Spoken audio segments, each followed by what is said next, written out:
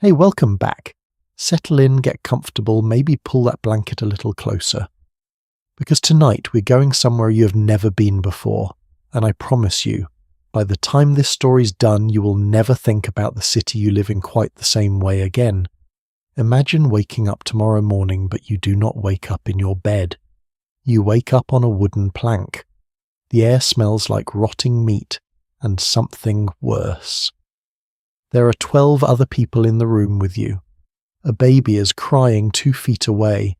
The walls are damp, and outside it sounds like the entire world is already awake and already desperate. Welcome to London, the richest, most powerful city on the face of the earth.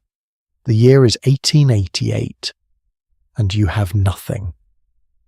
I want you to sit with that image for just a moment, because here is the thing that gets me every single time I dig into this era of history. This was not some forgotten backwater. This was not a city nobody cared about. London in the late 19th century was the centre of the universe.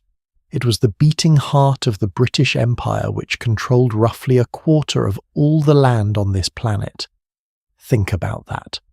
One city, one empire, 1/4 of the world, and right in the shadow of that empire, right underneath the gilded towers and the grand boulevards, there was a world so dark, so suffocating, so forgotten, that even the people who lived a few miles away had genuinely never seen it. That world had a name. People called it Darkest London, and that is exactly where our story begins. Let me set the scene for you properly, because I think the numbers here deserve a moment of quiet attention. By the end of the 19th century, London's population had exploded to somewhere around 4.5 million people. 4.5 million? To put that in perspective, that would have made it the largest city in the entire world at the time, and roughly 35% of those 4.5 million people, that is more than 1.5 million human beings, were living in poverty. Not the kind of poverty where you skip a meal. The kind of poverty where you wake up on that wooden plank and have to decide whether to spend your last 4 pennies on a night's shelter or a piece of bread. Not both, just one. Now here is where the story gets genuinely strange to me. Because most of the well-off people in London, the merchants, the lawyers, the factory owners, the ladies in their silk dresses, they had absolutely no idea. Not because the slums were hidden in some faraway place. They were not. The worst of them were a 10-minute walk from the fancy shops of Oxford Street. But nobody walked that 10 minutes. Nobody wanted to. The East End of London was for respectable Victorians as foreign and as unknowable as deepest Africa. It had its own rules, its own language, its own economy, and its own smell, which I will get to in a moment. This willful ignorance is something I find genuinely fascinating from a historical standpoint. It was not just laziness. It was a psychological self-defense mechanism built into the structure of Victorian society. If you did not look at the slums, they did not quite exist. And if they did not quite exist, then the system that created them did not quite need to be questioned. It is a very human impulse, honestly. Not a flattering one, but a very human one. So let us walk down those streets together. Let us imagine you have just stumbled out of the cheapest lodging house on Dorset Street in Spitalfields, which, by the way, was described by the Daily Mail in that era as the worst street in London. High praise. You step out onto the cobblestones just after 10 in the morning because that is when the lodging house forces you out no matter the weather. It is November. It is cold. The fog is so thick you can barely see 10 feet ahead of you. The first thing that hits you is not the sight, it is the smell. Henry Mayhew. A journalist who spent years walking these streets and interviewing the people who lived here, once wrote that the water running in front of the houses was covered in a thick layer of dirt and grease, with piles of refuse along the edges, and that the air, he said, smelled like a graveyard. A graveyard! In the middle of a living city. and he was not being dramatic. The sanitation situation in Victorian London slums was by our modern standards almost unimaginable. There were open sewers running through the streets, not hidden underground right there in the open flowing past the front doors. Human waste animal waste, the runoff from slaughterhouses and tanneries, and the tripe boiling operations that somehow coexisted with families eating and sleeping nearby. There was no trash collection. There was in most parts of the slums no running water. When there was water available, perhaps a shared pump at the end of the street, it was often only accessible for 10 or 12 minutes per day. 10 minutes for an entire neighbourhood.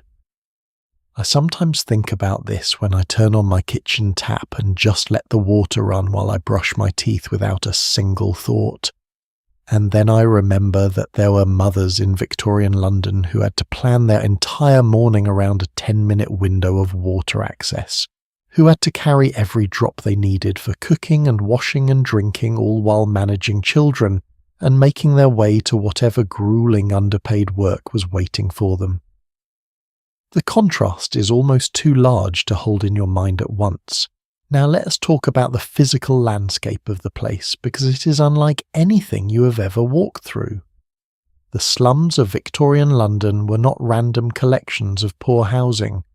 They had a very specific architecture of desperation that had evolved over decades almost organically, like something that grew in the dark.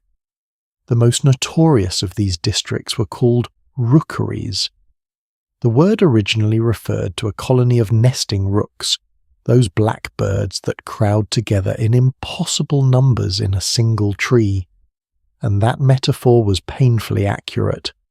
A rookery was a dense labyrinthine network of buildings, courtyards, alleys, and passageways built on top of each other, connected by covered passages containing dozens of families in spaces designed for one. The most infamous of these St. Giles' Rookery in central London was so dense and so disorienting that it functioned for decades as a self-contained criminal underworld. The streets twisted back on themselves. There were hidden passages between buildings. Police officers who entered certain parts of it were never entirely sure they would come out the same way they went in. And then there was the overcrowding. In the Old Nickel slum located in what is now the very trendy neighbourhood of Shoreditch, which I find almost cosmically ironic records from 1844 show 1,400 homes packed into an area of only 400 square yards. Let me say that again. 1,400 homes, 400 square yards, an average of more than 8 people per dwelling. And these were not spacious dwellings. These were rooms, single rooms with no lighting, no running water, and floors that in many cases were nothing more than packed earth. What strikes me most when I look at these numbers is not just the physical suffering, though, that was real and constant. It is the psychological weight of that kind of crowding. We know from modern research that overcrowding produces anxiety, aggression, and a profound sense of helplessness. Imagine never having a moment of quiet, never having a space that was truly yours, never being able to think a private thought in a private space. And this was not a temporary situation for most families. This was simply life from birth to death with no obvious way out. And yet, and this is the part of the story that I think gets lost, sometimes the people who lived in these places were not broken. They were not, as Victorian newspapers like to suggest, lazy or immoral or somehow deserving of their circumstances. They were for the most part people working extraordinarily hard under conditions that would have broken most of us. There was a whole informal economy operating in these streets that most of the outside world never saw. Street sellers, rag-and-bone men, match girls, costermongers, people who had built entire livelihoods out of the margins of a system that had no interest in including them. There was community here, real and fierce. There were neighbours who shared food when they had it, who watched each other's children, who built a kind of life in the cracks of an indifferent city. I think that is important to hold on to as we go deeper into this story, because the easy narrative the one Victorian society preferred was that the poor were poor because of some personal failing, some weakness of character, and that narrative, as comfortable as it was for the people in power, was simply not true. The slums of Victorian London were not the result of bad people making bad choices.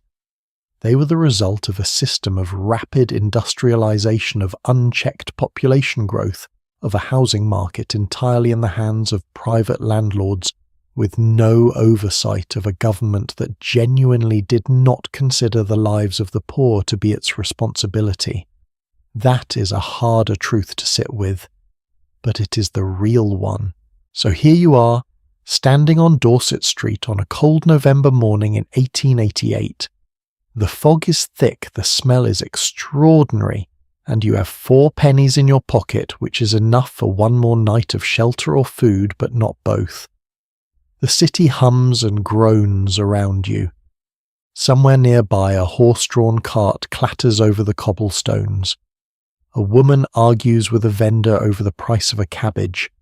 2 children barefoot despite the cold chase, each other around a lamppost with a kind of joy that seems almost defiant given everything around them. This is the world we're about to enter together, and trust me, we have only scratched the surface. Because once you understand where these people were sleeping, you start to wonder what they were breathing, and what they were drinking, and what was silently killing them from the inside out, long before Jack the Ripper ever walked into the picture. That is exactly where we are going next. The disease, the open sewers, the cholera, and a doctor named John Snow, who almost by accident uncovered one of the most important public health discoveries in all of human history, right here in the heart of darkest London. Stay with me. This story is just getting started. You know what fascinates me most about Victorian London? It is not the poverty itself. It is the paradox, the sheer jaw-dropping, almost absurd paradox of it all. Picture this. On one side of the city you have Buckingham Palace, the Crystal Palace exhibition of 1851.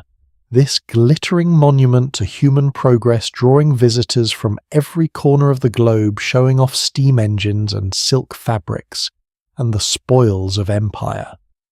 British newspapers at the time called it proof that civilization had reached its peak, that humanity had, in the words of one commentator, conquered nature itself.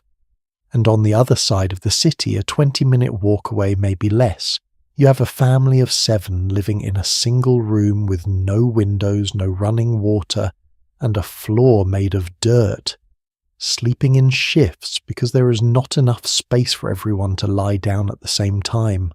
Same city, same year, same empire, 2 completely different planets. How does that happen? How does the most powerful nation on earth build a slum so vast, so deep, so entrenched that it would take generations to even begin to dismantle? That is the real question at the heart of part 2. And the answer, I think, is more uncomfortable than most history books are willing to admit. Let us go back to the beginning, not 1888, but a century earlier. Because the slums of Victorian London were not built overnight. They were assembled slowly and methodically, by forces that nobody designed on purpose, which is almost what makes it worse. The first force was the Industrial Revolution. Starting roughly in the 1760s and accelerating through the early 19th century, Britain transformed from a largely rural agricultural society into an urban industrial one with breathtaking speed. Factories opened in London and Manchester and Birmingham. Mills and foundries and shipyards consumed labour at a rate the country had never seen. And people came. They came from the English countryside where the old agricultural economy was collapsing. They came from Wales and Scotland and they came in absolutely overwhelming numbers from Ireland, particularly after the Great Famine of 1845 to 1849, which killed roughly 1 million people and forced another million off their land. At its peak, Irish immigrants made up close to 20% of London's population. 20%. Most of them arrived with nothing, no money, no connections, no English in some cases, and slotted directly into the lowest rungs of the labour market. They took whatever work was available, lived wherever they could afford, and crowded into the already strained neighbourhoods of the East End and areas like St Giles, which by the mid-19th century had earned the nickname Little Ireland. The desperation in these streets was not a moral failing, it was arithmetic. Too many people, not enough space, not enough money, not enough anything. But here is the part of the story that I think deserves more attention than it usually gets: the housing market. Because when all these people arrived in London, somebody had to house them, and that somebody was almost entirely the private sector, meaning landlords. Private individuals who owned the crumbling, overcrowded tenements of Whitechapel and Bethnal Green and Stepney, and who discovered very quickly that there was extraordinary money to be made from the desperation of the poor. The Victorian government operated under a philosophy, almost a theology, really called laissez-faire. It is a French phrase meaning let it be. Leave the market alone. Do not interfere. The belief was that if you left commerce and industry and housing to the natural forces of supply and demand, everything would eventually sort itself out. The strong would succeed. The weak would be a problem for the church perhaps, or the workhouse. Under this philosophy, slum landlords were not just tolerated, they were in a sense the solution. They were filling a housing need that the government refused to fill, and they filled it in the most profitable way imaginable. They subdivided already small homes into even smaller rooms. They packed in as many tenants as the walls could physically hold. They charged by the week, which meant that a family one bad week away from destitution could be evicted with almost no notice. And because there were always 10 more desperate families waiting for any available room, there was no incentive whatsoever to maintain the property, fix the leaking roof, or do anything about the rats. I want you to really sit with this for a moment, because it is easy to look back at Victorian slum landlords as cartoon villains. Some of them certainly were. But the more interesting truth is that the system itself was the villain. Individual landlords were simply operating rationally within a framework that rewarded exploitation and punished generosity. If you were a slum landlord who decided out of conscience to spend money on repairs and limit your number of tenants, you would simply make less money than the landlord next door who did not. The market had no mechanism for compassion. That is a structural observation, not an excuse. But it matters enormously if you're trying to understand how this happened. Now let me ask you something. And I genuinely mean this as a question worth sitting with. If you had been a prosperous Victorian Londoner, a merchant, a solicitor, a factory owner, would you have known? Would you have gone looking? The honest answer, I think, is probably not. And that is not because Victorians were uniquely cruel or unusually indifferent. It is because the architecture of the city itself was designed in a sense to keep the two worlds apart. The grand thoroughfares of London Oxford Street, the Strand Piccadilly were exactly that. Grand. They projected wealth and order and the confident face of empire. The slums existed behind them, tucked into the courts and alleys and back streets that no sensible person had reason to enter. There is a telling detail from this period that I find haunting. When the American writer Jack London, no relation to the city, just a fascinating coincidence of names, decided in 1902 to go and investigate the East End in person, he went to a travel agency to ask for a guide. The agency was Thomas Cook, and Sun, at the time the most famous travel company in the world, which could arrange tours to Egypt, to the Holy Land, to practically anywhere on earth. They told him they had no guides for the East End. They suggested he consult the police. Jack London, writing about this experience afterward, noted that the cab driver he finally persuaded to take him there was visibly reluctant, as if he were being asked to drive into enemy territory, the East End of London. A 10-minute cab ride from the heart of civilization, and yet for most Londoners it might as well have been the dark side of the moon. What is perhaps most extraordinary and most revealing is what happened when people did occasionally look. Because the instinct again and again was not sympathy, it was blame. Victorian newspapers, particularly in the early and middle part of the century, had a remarkably consistent line on the poor. They were where they were because of their own failings, their laziness, their love of gin, their moral looseness, their unwillingness to better themselves. There was an entire vocabulary of contempt that got recycled decade after decade to explain away the inconvenient existence of 1.5 million suffering people. The poor were called the residuum, a word borrowed from chemistry, meaning the waste left over after a process is complete. The leftover, the useless portion, the part you discard. I find that word genuinely chilling, because embedded in it is a complete worldview. If the poor are the residuum, the natural waste product of progress, then there is nothing to fix. There is no systemic problem to address. The machine is working exactly as it should. Some people rise, some are left behind. That is simply nature. It would take decades of documentation, of social investigation, of journalism and photography, and a few very brave individuals walking into places where they were not supposed to go to begin to crack that narrative. But that crack, when it came, would change everything. There is one more piece of this puzzle that I think is essential before we move forward, and it is the one that often gets overlooked in favour of more dramatic stories.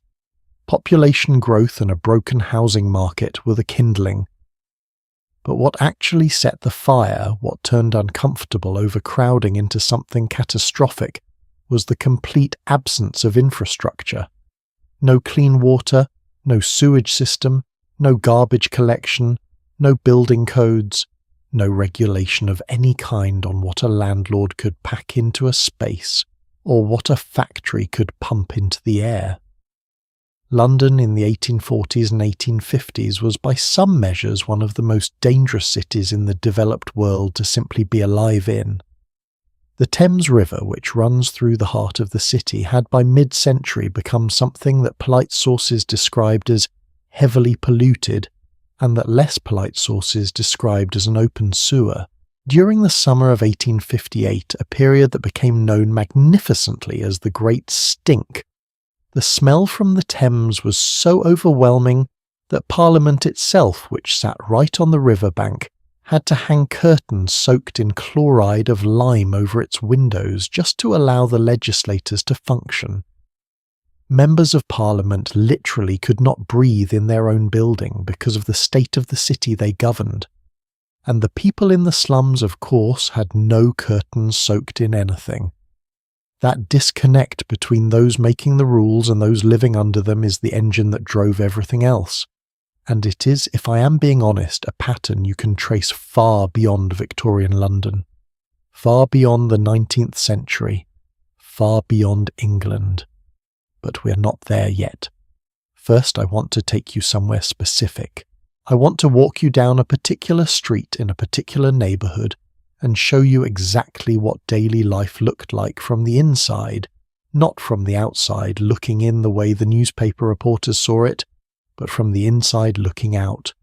The doss houses, the four-penny coffins, the rituals of survival that people built around the most basic human need of all, a place to sleep. Because once you understand where these people were sleeping, and what they were sleeping next to, everything else about this story clicks into place. There is a word I want to introduce you to, a word that once you understand it changes the way you see everything we've been talking about. The word is rookery. Now, if you grew up anywhere near the countryside, you might know a rookery as a colony of birds, those large black raucous crows called rooks, that nest together in the tops of trees, sometimes hundreds of them in a single location, so densely packed that the branches groan under the weight. The noise is constant. The chaos is total. Every bird occupying every available inch of space. The Victorians borrowed that word to describe their slums, and I think that is one of the most quietly devastating pieces of language I have ever encountered in a history book. Because it tells you everything about how educated middle-class Victorians thought about the people living in those spaces. Not quite human. Part of the natural order, perhaps, but certainly not citizens, certainly not neighbours, rookeries, bird colonies, something to observe from a safe distance and then walk away from. Today I want to take you inside. Let us start with the most infamous of them, all the St. Giles Rookery, located in what is now the very heart of central London, just a short walk from the British Museum and the fashionable shops of Oxford Street. That juxtaposition even today feels slightly surreal to me. Stand in front of the British Museum, one of the greatest collections of human civilization ever assembled under one roof, and then imagine that just around the corner in the early 19th century was what many historians consider the worst slum in all of Europe. St. Giles had been infamous since the 18th century, when the artist William Hogarth made it the setting for his legendary engraving Gin Lane in 1751. A scene of such spectacular, almost operatic human degradation that it became one of the most reproduced images of its era. But even Hogarth's darkest imagination could not quite capture what St. Giles became by the mid-19th century. The physical layout of the St. Giles Rookery was by all historical accounts deliberately disorienting. The streets did not follow any logical grid. They wound and doubled back on themselves. There were covered passageways connecting buildings, what residents called low passages, that allowed a person to move between houses without ever appearing on the street. There were hidden courtyards invisible from the main road, accessible only through a single narrow gap between buildings. There were, according to contemporary reports, rooms that could only be reached by passing through 2 or 3 other families' living spaces first. For criminals, this architecture was invaluable. A thief pursued by the police could disappear into St. Giles, the way a fish disappears into deep water instantly, completely without a trace. The police were not ignorant of this. They were simply, in many documented cases, unwilling to follow. A lone officer entering the deeper sections of a major Victorian rookery was not entering a neighbourhood. He was entering hostile territory, and he knew it. But here is what I think gets lost in that dramatic framing the den of criminals narrative that Victorian newspapers loved so much. Because yes, there were criminals in the rookeries. There were pickpockets and fences and people running all manner of illegal operations out of the back rooms of lodging houses. Absolutely true. But the vast majority of the people living in these places were not criminals. They were just poor. Consider the numbers from the St. Giles area specifically. In 1852, a single street called Church Lane, just one street a few hundred yards long, was recorded as housing more than 1,100 people. 1,100. In a space you could walk end to end in about 3 minutes. The houses on that street has been built centuries earlier for single families. By the mid-19th century, each room in each house was occupied by a separate family. Some rooms held 8 or 9 people. The staircases were used as sleeping spaces by those who could not afford even a room. The cellars, damp, dark, without ventilation of any kind, were inhabited year-round. And what strikes me most about Church Lane specifically is that it was considered one of the slightly better streets in the area. Not the worst, one of the better ones. That is how compressed the scale of suffering was. Now, different rookeries had different characters, and I think it is worth distinguishing between them for a moment because this was not a monolithic experience. Victorian London's slum geography was complex and layered in ways that outsiders rarely understood. St Giles, for instance, was heavily Irish by the middle of the century, a legacy of the Great Famine migration we discussed earlier, which is why locals had started calling parts of it Little Ireland, or with a kind of dark affection, the Holy Land. The culture there, the sound of it, the music and the arguments, and the particular flavour of communal life was distinctly and fiercely Irish. It was not simply poverty. It was poverty with a specific identity, a specific pride, and a very specific kind of defiance. Whitechapel and Spitalfields in the East End told a different story. By the 1880s and 90s, these neighbourhoods had become home to enormous waves of Jewish immigrants fleeing persecution in Russia, Poland, and other parts of Eastern Europe.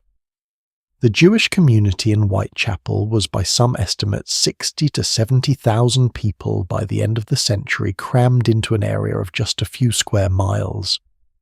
They brought with them their own language, their own customs, their own economy built around the garment trade and small manufacturing. Walking through Whitechapel in 1890 felt by all accounts more like walking through Warsaw or Vilna than through any English city. The signage was in Yiddish. The food smells were different. The sounds were different. What all of these communities shared, though, was the architecture of confinement. The same crumbling walls, the same inadequate roofs, the same shared courtyards full of refuse, the same landlords collecting rents from a distance and never ever showing their faces. Geography of place varied. The geometry of poverty was identical. Something else about the rookeries that I do not think gets talked about enough, the sensory experience of them, because we spend a lot of time discussing the statistics, the people per room, the yards per household, the mortality rates, and those numbers are important. But numbers do not quite capture what it was like to actually be there. Let me try to paint a more specific picture drawing on the accounts of journalists and investigators who actually went inside. Henry Mayhew, whose journalism from the 1840s remains one of the most extraordinary documents of Victorian social history, described entering a court, a small enclosed yard surrounded on all sides by buildings in the Bermondsey slum near Jacob's Island on the south bank of the Thames. The water in the ditch running through it was, he wrote, so thick with filth that it was the colour and consistency of ink. Women were dipping buckets into this water to use for cooking. Children were playing alongside it, their feet bare. The smell was, he wrote, positively sickening, and yet the people there had nowhere else to go and no other water to use because this was all they had. Jacob's Island, by the way, was the setting Charles Dickens chose for the climactic scene of Oliver Twist, The Death of Bill Sikes. Dickens had walked those streets himself. He knew exactly what they looked like, and his choice to set that scene there was not accidental. It was a statement, a very deliberate, very public statement about where the real violence in Victorian London originated, not just in the hearts of its villains, but in the conditions that produced them. Here is a question I want you to genuinely sit with for a moment. How do you escape something like that? Not just physically. How do you psychologically survive growing up inside a world like that, when the walls themselves encode your worthlessness? When every surface around you communicates quietly and constantly that the people in charge do not consider you worth the cost of a functioning drain? The answer, I think, is that people are more resilient than the systems designed to break them, and the rookeries, for all their horror, were also full of life in ways that pure documentation can sometimes miss. There were pubs that functioned as community centres, genuinely warm, genuinely social spaces where people gathered not just to drink but to talk, to argue politics, to hear music, to feel for an hour or two like full human beings rather than units of cheap labour. There were street markets that hummed with commerce and banter, and the particular vitality that comes from people who have learned to make everything count. There were networks of mutual aid, informal, unrecorded, but real, in which neighbours looked after each other's children, shared food in bad weeks, and built relationships of genuine loyalty that no amount of poverty could entirely erode. I find myself returning to this point often when I think about this period, because the Victorian official narrative, the one in the newspapers and the parliamentary reports, was about pathology, about what was wrong with these people. But the human story, the actual lived experience as best as we can reconstruct it, is also about ingenuity, about resilience, about the extraordinary human capacity to build warmth in cold places. The rookeries began to disappear in the second half of the 19th century, not primarily because of compassion, but because of construction. New roads were cut through the worst slums, demolishing whole neighbourhoods, to make way for thoroughfares like New Oxford Street in 1847, which went right through the heart of the St Giles Rookery. The intention was urban improvement. The reality was that the thousands of families displaced by demolition simply moved into the surrounding streets, which were now even more overcrowded than before. You cannot solve a housing crisis by destroying housing. That is a lesson that took Victorian authorities an embarrassingly long time to understand. But the physical disappearance of the rookeries did not solve the underlying problem. It just changed its shape. By the 1880s, the worst concentrations of poverty had shifted east deeper into Whitechapel and Bethnal Green, and Stepney, and the doss houses and common lodging houses that replaced the rookeries came with their own particular species of misery. Which brings us precisely to where we need to go next. Because the doss house, the cheapest bed you could buy in Victorian London for the price of a few pennies, was something that defied easy description. Part shelter, part purgatory. A place where the city's most desperate people went when every other option had closed, and where the rules of survival were written on the walls in something darker than ink. 4 pennies. I want you to hold that number in your mind for a moment. 4 pennies. In Victorian London, that was the price of a night's shelter in a common lodging house, or as the people who actually slept in them called it, a doss house. 4 pennies stood between a person and the street, between a person and sleeping on a bench in the cold, damp November fog, or curling up in a doorway and hoping no one moved you on before morning. 4 pennies does not sound like much, until you realise that for a significant portion of the people in these streets, finding 4 pennies on any given day was not guaranteed, not even close. So let us step inside one of these places together, because the doss house, more than perhaps any other single institution in Victorian London, tells you everything you need to know about what it meant to be at the absolute bottom of the richest city on earth. Picture the entrance first. Every registered common lodging house in Victorian London was required by law to hang a large lantern over its front door. That lantern was the sign visible from the end of the street, visible through fog, visible in the rain, that told anyone desperate enough to need it beds available here. The doors opened around 8 in the evening. The doors closed around 10 in the morning. In between you had a place to exist, a roof, 4 walls, something like sleep. By the late 19th century there were roughly 1,000 of these establishments operating across London. 1,000. Think about the scale of need that number represents. Some were former warehouses converted into sleeping halls. Some were old factories. Some were ancient townhouses so thoroughly subdivided and repurposed that they barely resembled anything they had once been. What they all shared was the same basic arrangement: rows of narrow beds packed as tightly as the floor space allowed, with the absolute minimum of separation between them. The beds themselves range from barely acceptable to genuinely shocking. At the better end, you might get a wooden frame with a straw mattress and a coarse blanket, scratchy, worn thin, but warm enough if you did not think too hard about how many hundreds of people had slept in it before you. At the worse end, and there was always a worse end, there were the so-called four-penny coffins. That name. I have read it dozens of times in the historical literature, and it still stops me cold every single time. A four-penny coffin was exactly what it sounds like.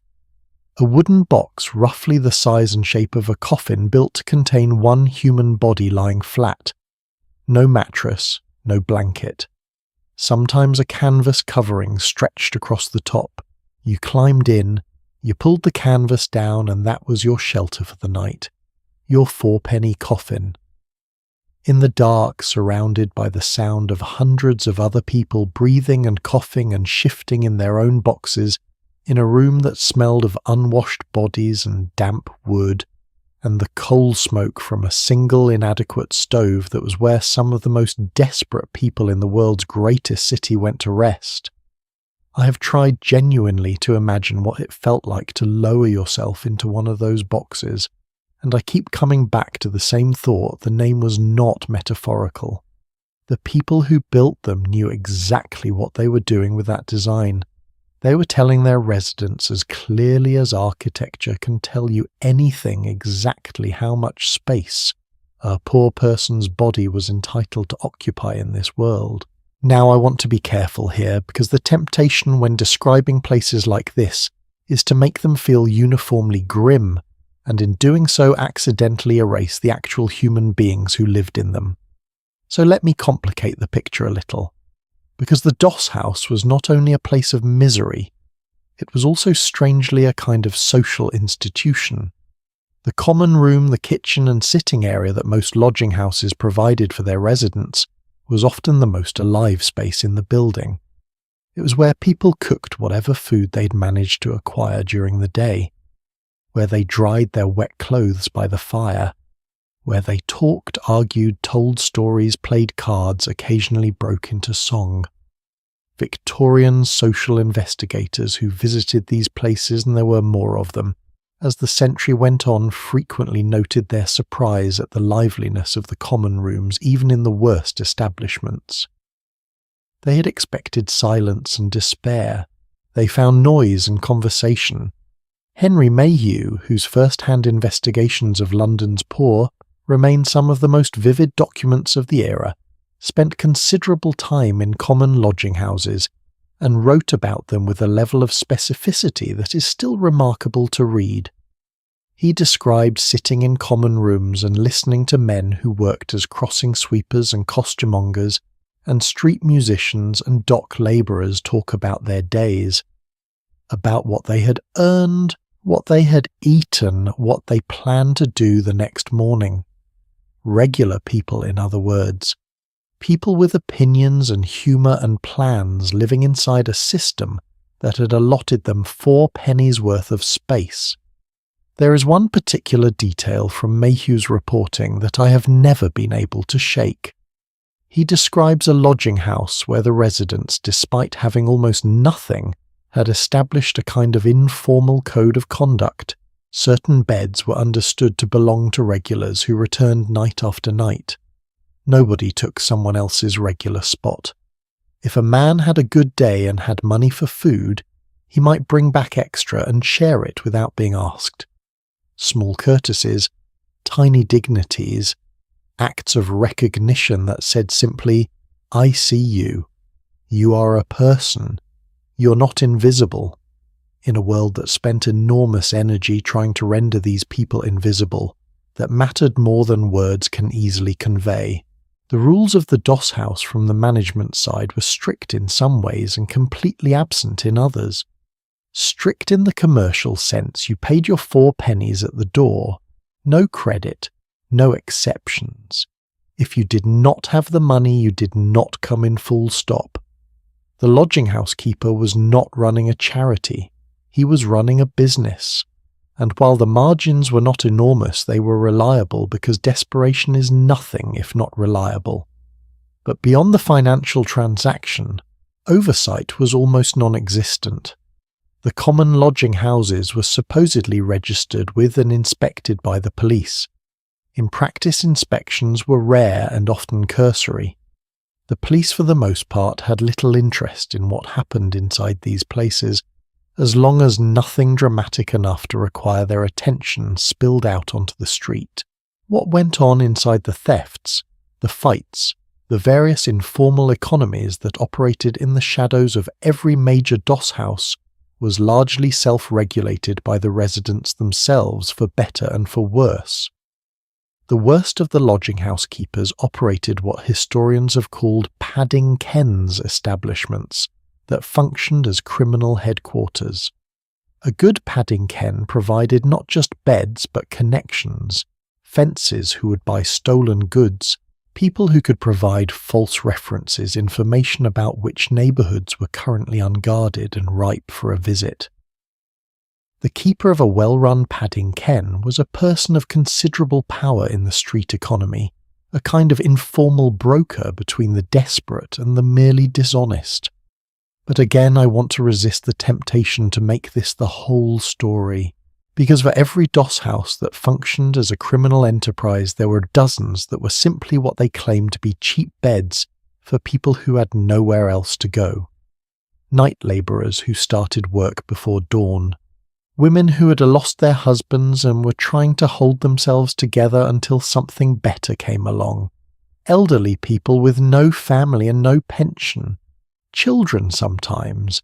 And this is the detail that stays with you children on their own navigating this world with no adult to guide them.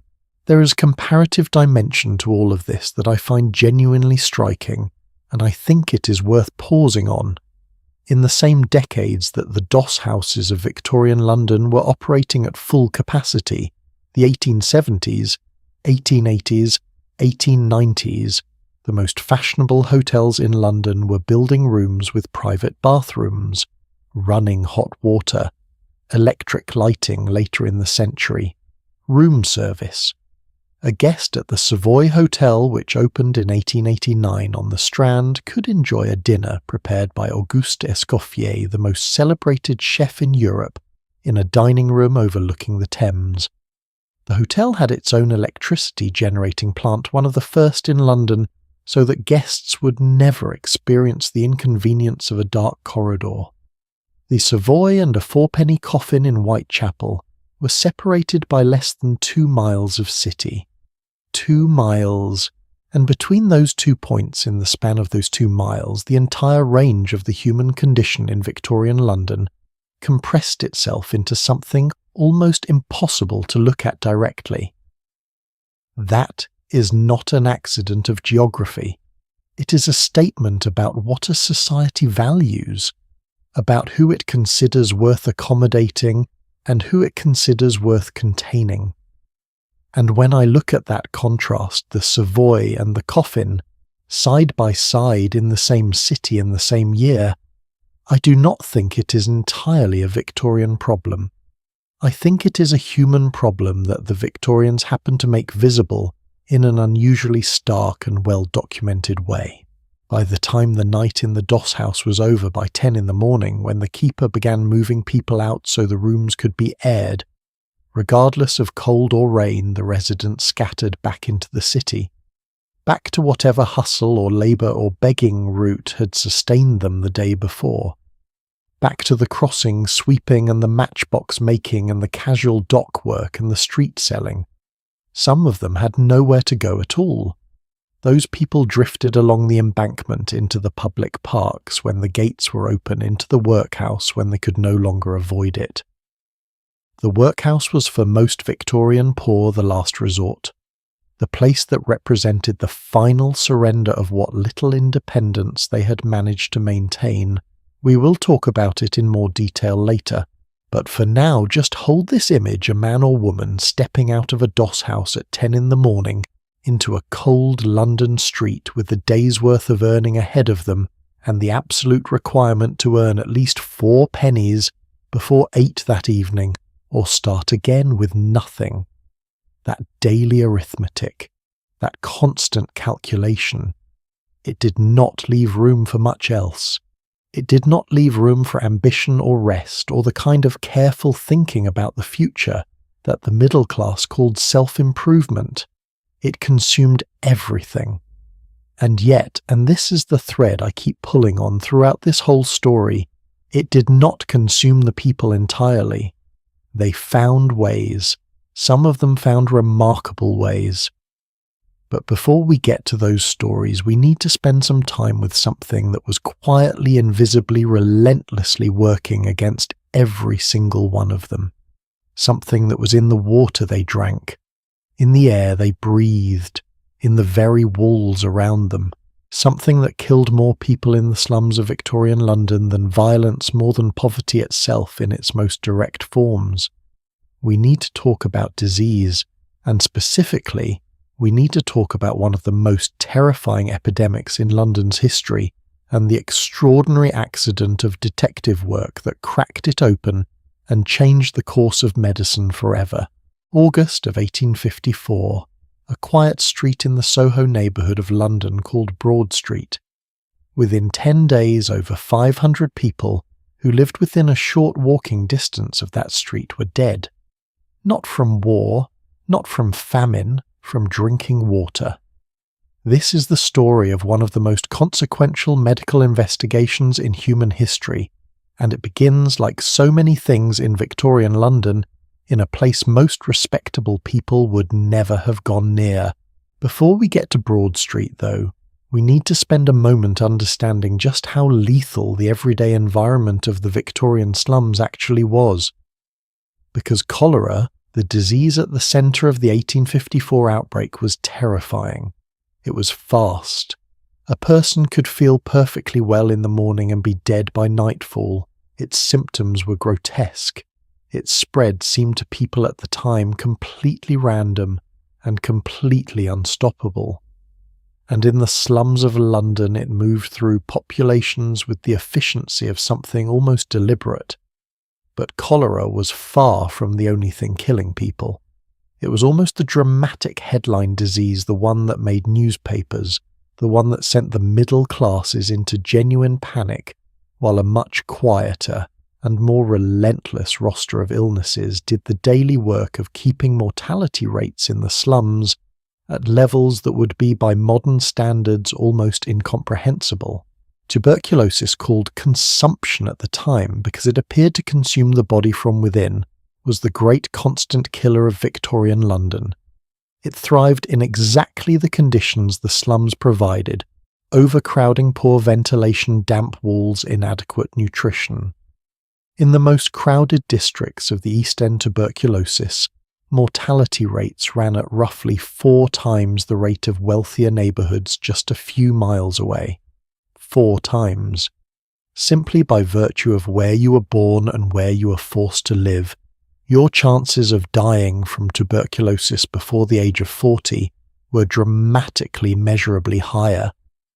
Typhoid fever moved through contaminated water supplies and inadequate waste disposal, both of which were standard features of slum life. Scarlet fever, diphtheria, and whooping cough tore through populations of children with seasonal regularity. Rickets, a bone disease caused by vitamin D deficiency and malnutrition, was so common in slum children that it had become in a grim way a kind of visual signature of poverty. The distinctive bowed legs and stunted growth of rickets told you immediately and unmistakably which neighbourhood a child had grown up in. The infant mortality rates in Victorian slum districts are honestly some of the hardest numbers to sit with in this entire story. In the worst areas of the East End in the 1880s, roughly 1 in 4 children died before their 5th birthday. 1 in 4. In wealthier London neighbourhoods in the same period, the equivalent rate was closer to 1 in 10. Both of those numbers are heartbreaking by modern standards. But the gap between them, the gap between being born in Mayfair and being born in Whitechapel, was in its simplest form a gap between one kind of childhood and another kind entirely, and then sitting underneath all of it was the water. Here is something that I think genuinely surprises people when they first encounter it. For most of the 19th century, the prevailing scientific consensus about how diseases like cholera spread was completely catastrophically wrong.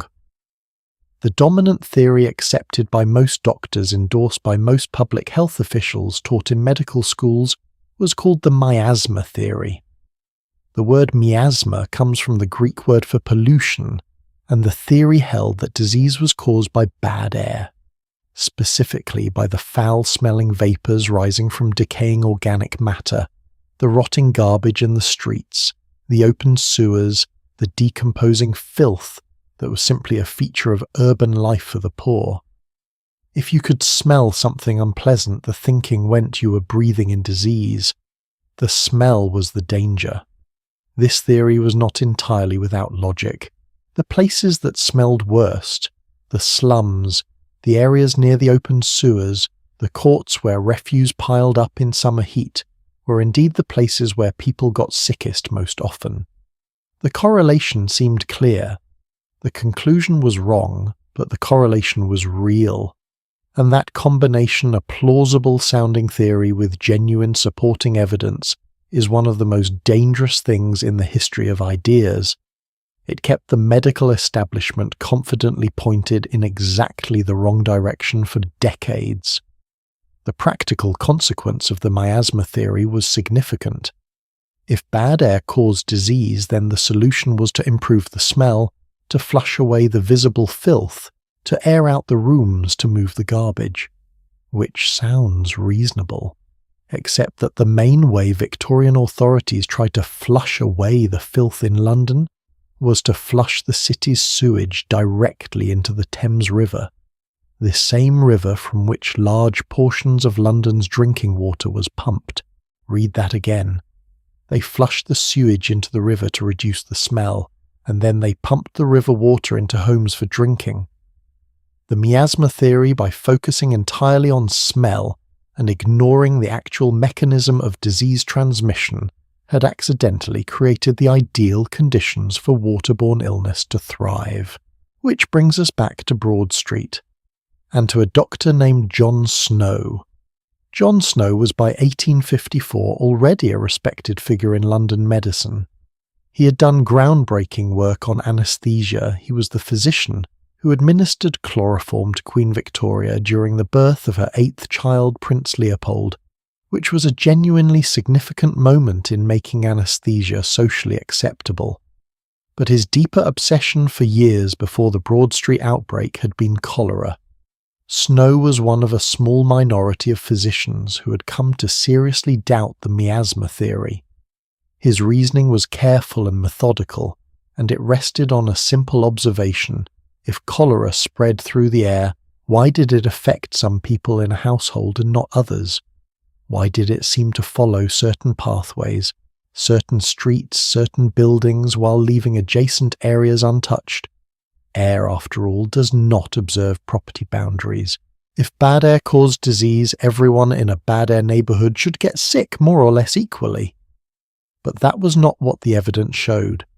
Snow suspected the mechanism was something much more specific. He suspected it was in the water. When the Broad Street outbreak began in early September of 1854, Snow moved quickly.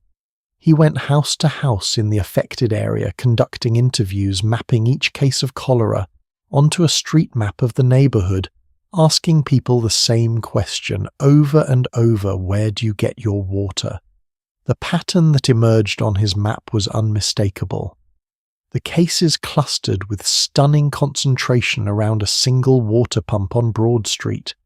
The pump was one of several in the neighbourhood, but it was the one most residents of the affected area used. Houses that used a different pump, even houses just a street away, had significantly fewer cases. A workhouse nearby, which had its own private well, had almost no cholera deaths despite being surrounded by the outbreak. And then Snow found the detail that clinched it. A woman who had moved out of the neighbourhood entirely, who lived in Hampstead, well north of Soho, had died of cholera during the outbreak. She had no recent contact with anyone in the Broad Street area. except for one thing: she had previously lived on Broad Street and loved the water from that particular pump.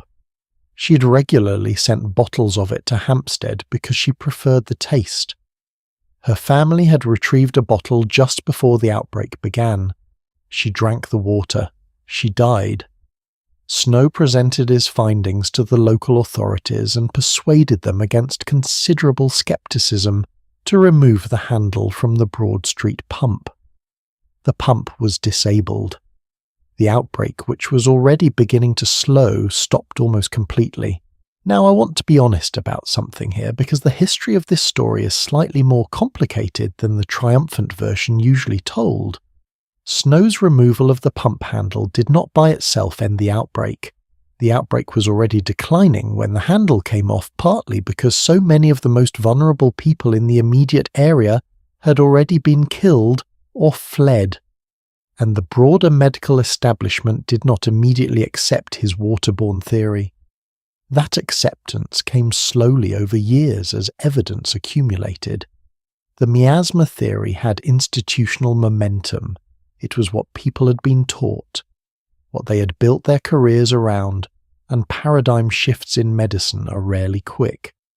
But Snow's work mattered enormously, and its importance goes far beyond the single outbreak it helped contain. What he had done essentially was invent modern epidemiology, the science of tracking disease through populations, mapping its spread, identifying its source. His Broad Street map is still reproduced in public health textbooks today.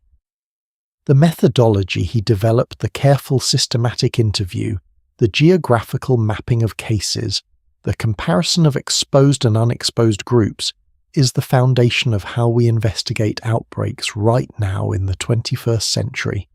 Every time a modern public health official traces a food poisoning outbreak to a specific restaurant, or tracks a respiratory illness back to a specific building's ventilation system, they are using tools that Jon Snow, walking door to door through the streets of a cholera-stricken slum in 1854, essentially created. That is a remarkable legacy for a piece of work that in its moment was largely dismissed. Here is the part of this story that I find genuinely moving, and maybe a little uncomfortable. Jon Snow's investigation worked because he was willing to go into the places where the disease was. He walked those streets, he knocked on those doors, he talked to the people who lived there, the same people that most of his colleagues in the medical establishment considered beneath serious attention. His empathy and his curiosity, in other words, were not separate from his science. They were the precondition for it. He could not have mapped the outbreak from a comfortable distance. He had to be in it. And I think about that sometimes when I look at the history of Victorian public health reform more broadly. The people who actually changed things, the journalists, the doctors, the social investigators, were almost always the ones who went inside, who refused the comfortable fiction that the slums were somewhere else inhabited by someone else, a problem for someone else to solve. They went in, and what they found there changed them, and then eventually it changed things for the people who lived there too. Not quickly, not easily, and not in many cases before enormous damage had been done, which is exactly the kind of damage we're about to look at through the eyes of the people who had no choice but to be inside it from the very beginning, the children, the young people born into the slums who never got to choose their starting point, who grew up breathing that air, drinking that water, learning to navigate a world that had decided before they ever drew a breath exactly how much they were worth. Their story is one of the most difficult parts of this whole history, and it is the one I have been both dreading and needing to tell you since we started. Let me tell you about a girl named Sarah. She was born somewhere in Whitechapel around 1875. We do not know her last name. We do not know what she looked like. What we do know, because her story was recorded in fragments by a social investigator who walked those streets in the 1880s, is that by the time she was 7 years old, she was already working. selling matches on a street corner in all weather from early morning until the light failed. Not because her parents were cruel, because the family had no other choice. By the time Sarah was 13, she had options. And I use that word with enormous care because her options were not what most 13-year-olds today would recognize as options at all. She could continue selling on the street for pennies. She could try to find factory work. Or, and this is the path that the women of her neighborhood feared most, and the newspapers of the era wrote about with a mixture of horror and prurient fascination, she could turn to the streets in a different way entirely. Sarah, as far as the record tells us, chose the factory, specifically the Bryant and May Matchworks in Bow in the East End of London.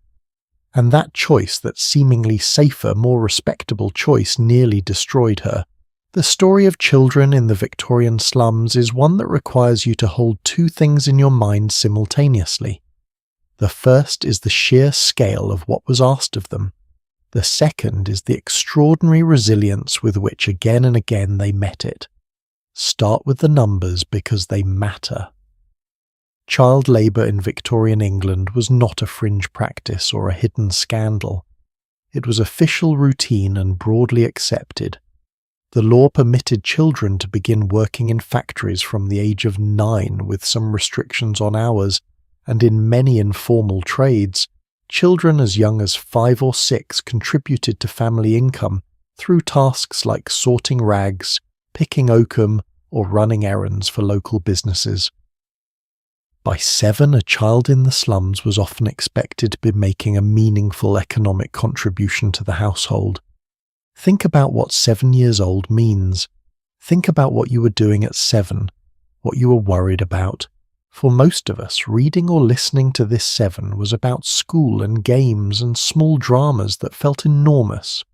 For a child in Whitechapel in 1887, was about earning enough to help your family survive another week.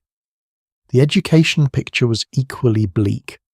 Compulsory schooling did not exist in England until the Elementary Education Act of 1870, and even after that enforcement was patchy and inconsistent in the poorest areas.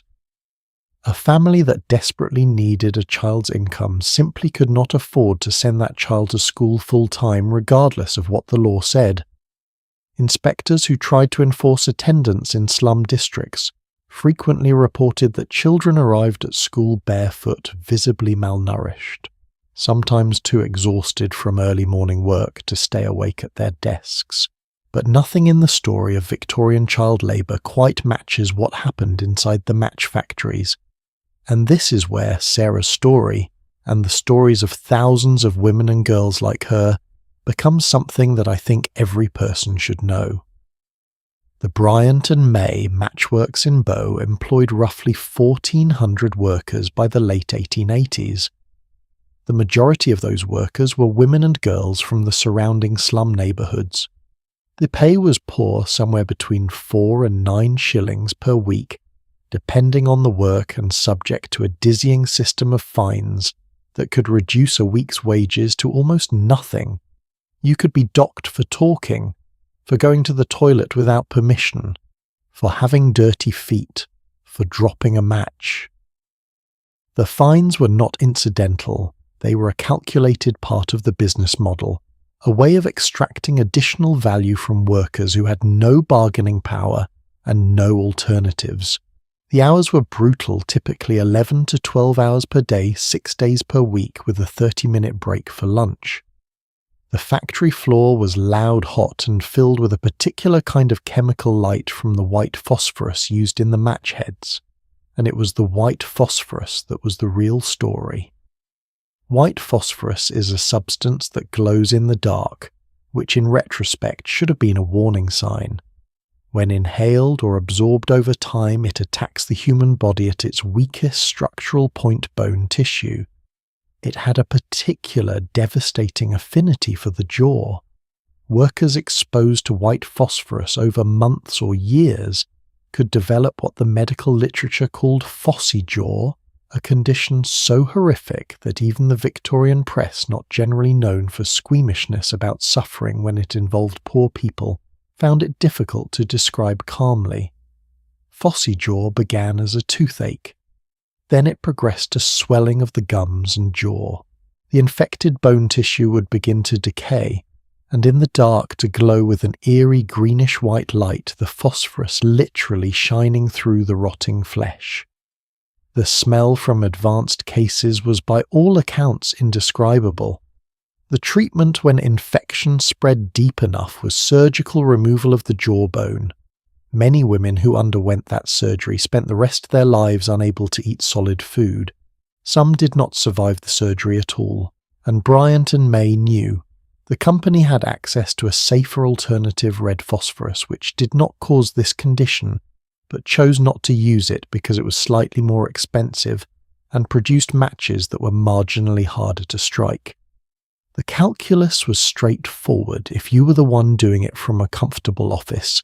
The cost of switching to safer materials was certain. The cost of workers losing their jaws was borne entirely by the workers themselves. Here is where the story takes a turn that I find genuinely electrifying even now.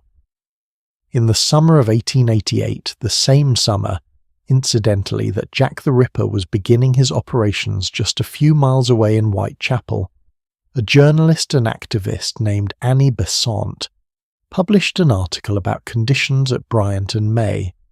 The article was called White Slavery in London. It described the wages, the fines, the hours, and the phossy jaw in direct, unsparing language. Bryant and May's response was to demand that their workers sign a document stating that the conditions in the factory were perfectly satisfactory, and that Annie Besant's article was a complete lie.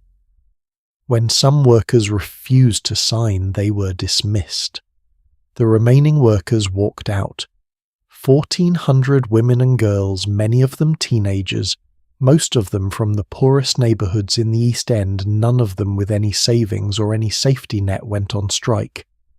In 1888, when strikes by unskilled workers were still regarded by polite society as essentially impossible to organise, and when female workers were considered even less likely to hold a labour action together. They held it for 3 weeks. They marched through the streets of London carrying their own banners. They presented their case to the press, to members of Parliament, and to anyone else who would listen. Annie Besant helped coordinate publicity, but the organisation and the courage were entirely the workers' own. The company capitulated. They restored the dismissed workers. They abolished the most egregious fines. They agreed to provide a separate room for workers to eat in so that they were no longer forced to eat their food on the factory floor surrounded by phosphorus dust. It was not a complete victory. The white phosphorus was not banned until 1910, more than 20 years later, by which time many more women had developed phossy jaw. But the Matchgirls' strike of 1888, as it came to be known, was a watershed moment in British labour history. It demonstrated that the most marginalised workers in the most desperate circumstances could organise and win. It inspired a wave of similar actions among unskilled workers across the country. It is in the judgment of most labour historians one of the direct ancestors of the modern trade union movement in the United Kingdom. 1,400 teenage girls from the slums of the East End, against one of the most profitable companies in England, and they won. I want to sit with that for a moment before we move on, because I think there is something important in it that goes beyond the historical record. The standard narrative about the Victorian poor, the one I mentioned earlier, the one that called them residuum and dismissed them as passive victims of their own failings, has no room for the Matchgirls' strike. It has no room for the ingenuity and the courage and the ferocious collective action of women who had every material reason to accept their circumstances and somehow refused to. And yet that refusal was real. It was documented. It changed things. I find myself returning to this question a lot when I think about the children of the slums specifically. What do we actually mean when we talk about resilience? Because there is a version of that word that I deeply distrust, the version that uses it to suggest that people in terrible circumstances are admirable precisely because they endure without complaint. That framing makes resilience into a substitute for justice. It says, look how strong they are, without asking why should they have to be. The resilience of the children of Victorian London was real, but it was not a virtue they had a choice about developing. It was a response to conditions that should never have existed. And understanding that distinction between the courage of the people who lived in those conditions and the injustice of the conditions themselves seems to me to be the whole point of studying this history in the first place. The children who survived the slums grew up. They became the adults who eventually forced the changes we will talk about later in this story, not by being passive, not by waiting for someone to save them, by organising and demanding, and sometimes like those 1400 match girls in 1888, by standing in the street and refusing to move. Their landlords, meanwhile, were doing something rather different. They were counting their money, maintaining their distance, and finding increasingly creative ways to extract value from the neighbourhoods they owned but never visited. That system who owned the slums, how they operated, and what it actually took to hold it together is exactly where we are headed next. And I promise you the answer is more calculated, more deliberate, and more revealing about how power actually operates than almost anything else in this entire story. Let me tell you about a man named William Crossingham. He was not a monster. That is the first thing I want to say about him, and I want to say it clearly, because what I am about to describe might make you feel like he was. William Crossingham owned a number of common lodging houses on Dorset Street in Spitalfields, the very street the Daily Mail had called the worst street in London. He charged his residents weekly rent.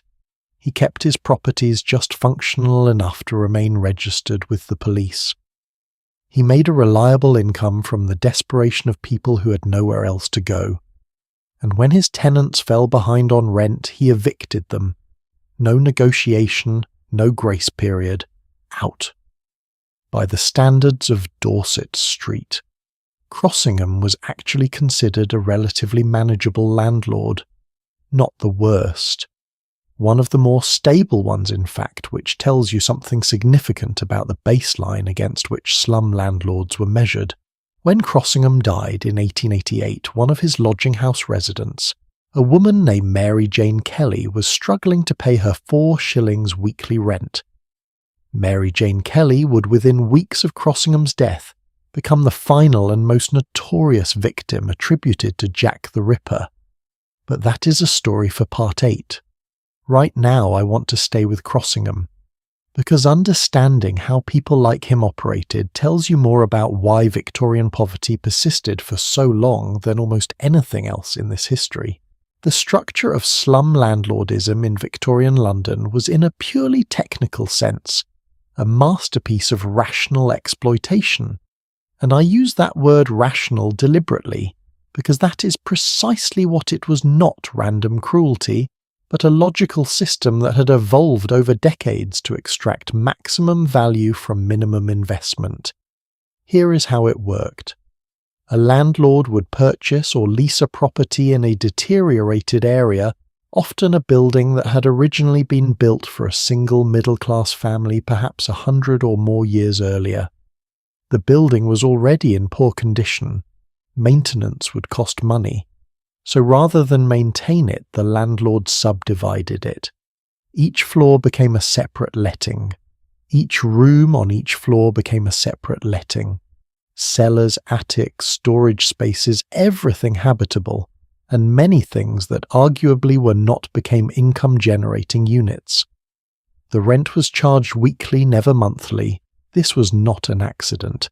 Weekly rent meant that a family one bad week away from eviction was always exactly that one bad week away. The security of tenure was essentially zero, and with essentially zero security came essentially zero leverage. You could not refuse to pay rent and stay on. You could not demand repairs and threaten to withhold payment.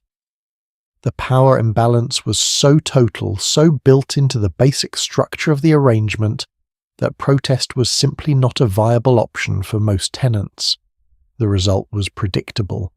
Properties deteriorated, roofs leaked and were not fixed, walls grew damp and stayed damp. Windows that broke were stuffed with rags rather than replaced. Privies, the outdoor toilet facilities usually shared by dozens of families, overflowed and were emptied infrequently when it cost money to have them emptied. The building became over years and decades progressively less habitable, and the rent kept coming in anyway, because where else was anyone going to go? Now here is the question I genuinely wrestle with when I think about this history. How do you apportion responsibility for a system like that? The easy answer is to blame the landlords. Some of them were genuinely callous people who extracted money from human suffering without a moment's reflection. But many, and I think this is the harder and more important truth, were simply operating within the incentive structures that the broader system had created. If you owned a slum property in Victorian London, and you chose to invest in proper maintenance and limit your number of tenants to humane levels, you would make substantially less money than the landlord next door who did neither of those things. The market rewarded neglect and punished decency. That does not excuse individual choices, but it does mean that changing individual landlords would not have changed the outcome, and historically it never did. The deeper dysfunction was that Victorian local and national government had, through the philosophy of laissez-faire that we discussed earlier, essentially privatised the housing of the poor. They had handed the most vulnerable people in society over to the profit motive and then been surprised when the profit motive did not take their well-being as a priority. There is a term that Victorian reformers began using in the 1880s and 1890s for this arrangement: the housing problem. It sounds almost quaint now, neutral, bureaucratic, the kind of phrase that appears in committee reports. But at the time it was actually radical language because it implied that there was a systemic problem requiring a systemic solution. Not a personal failing of the poor that they needed to overcome, but a structural failure of the market that the state needed to address. That shift in language from the character of the poor to the housing problem took decades to happen, and the people who forced that shift did so against enormous institutional resistance. One of those people was Octavia Hill, and I want to spend a moment with her because her story complicates the landlord narrative in an interesting way. Octavia Hill was a social reformer, a deeply religious woman, and a genuinely complicated figure in the history of Victorian housing. In the 1860s, with financial backing from the art critic John Ruskin, she began purchasing slum properties in London, not to exploit them, but to reform them. Her approach was unusual, and depending on your perspective, either visionary or deeply paternalistic. Hill would buy a deteriorated court or block of tenements, repair it to a basic standard of habitability, and then manage it herself.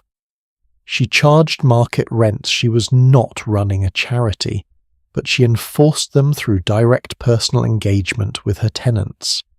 She visited regularly. She knew her tenants by name.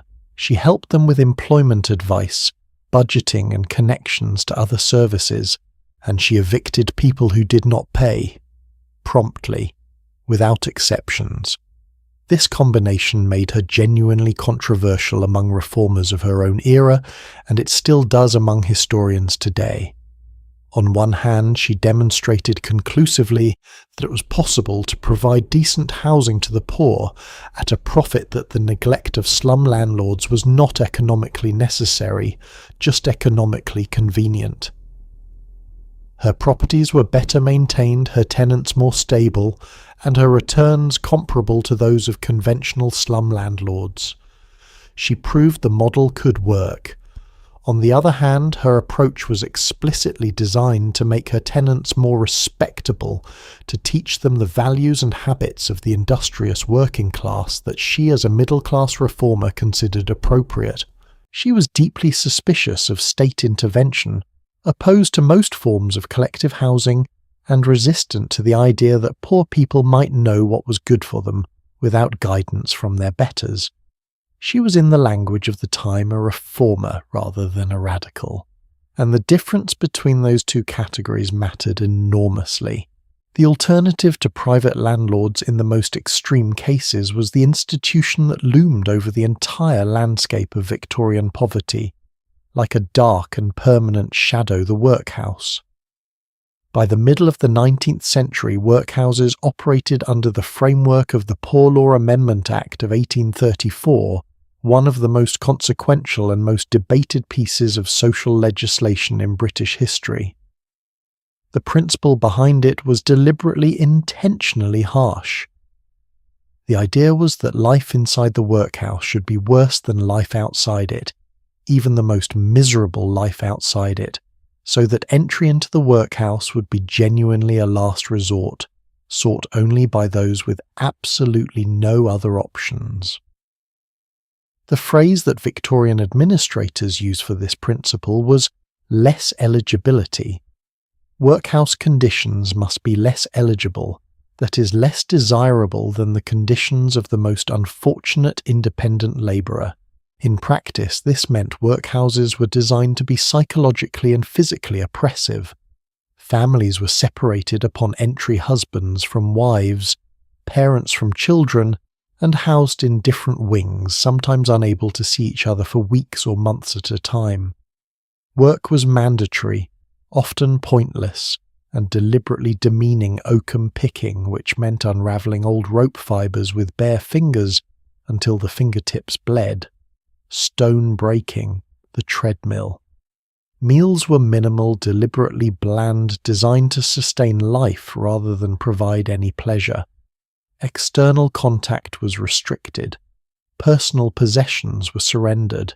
And yet, and this is the detail that tells you everything about the conditions in the slums by comparison, the workhouses were almost always full.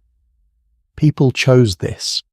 They walked through those doors voluntarily surrendering their independence and their family life and every vestige of privacy they had because the alternative was worse, because sleeping on the street in a London winter with no food and no shelter and no prospect of either was worse than the workhouse.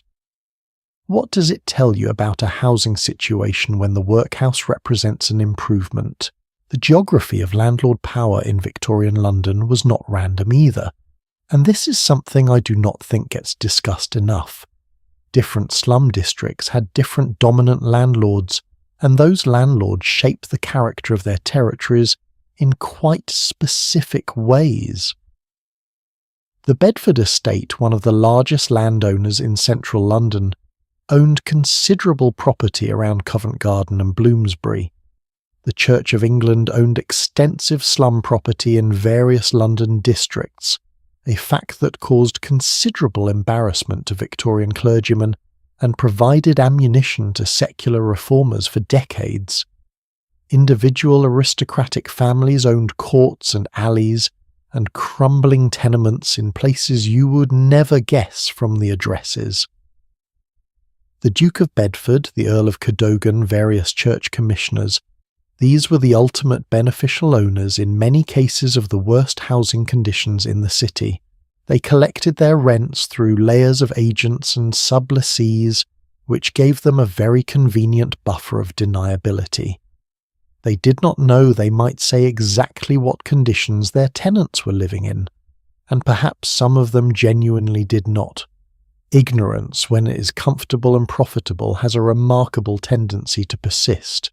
By the 1880s, the combination of investigative journalism, social reform movements, and the occasional spectacular public health crisis had finally begun to make the housing problem impossible for the government to simply ignore. Royal commissions were formed, reports were written, legislation was passed. The Artisans and Labourers' Dwellings Improvement Act of 1875 gave local authorities the power to clear slum areas and require landlords to provide better housing. On paper, this sounded significant. In practice, it was undermined at almost every turn by the interests of the very property owners who needed to be regulated.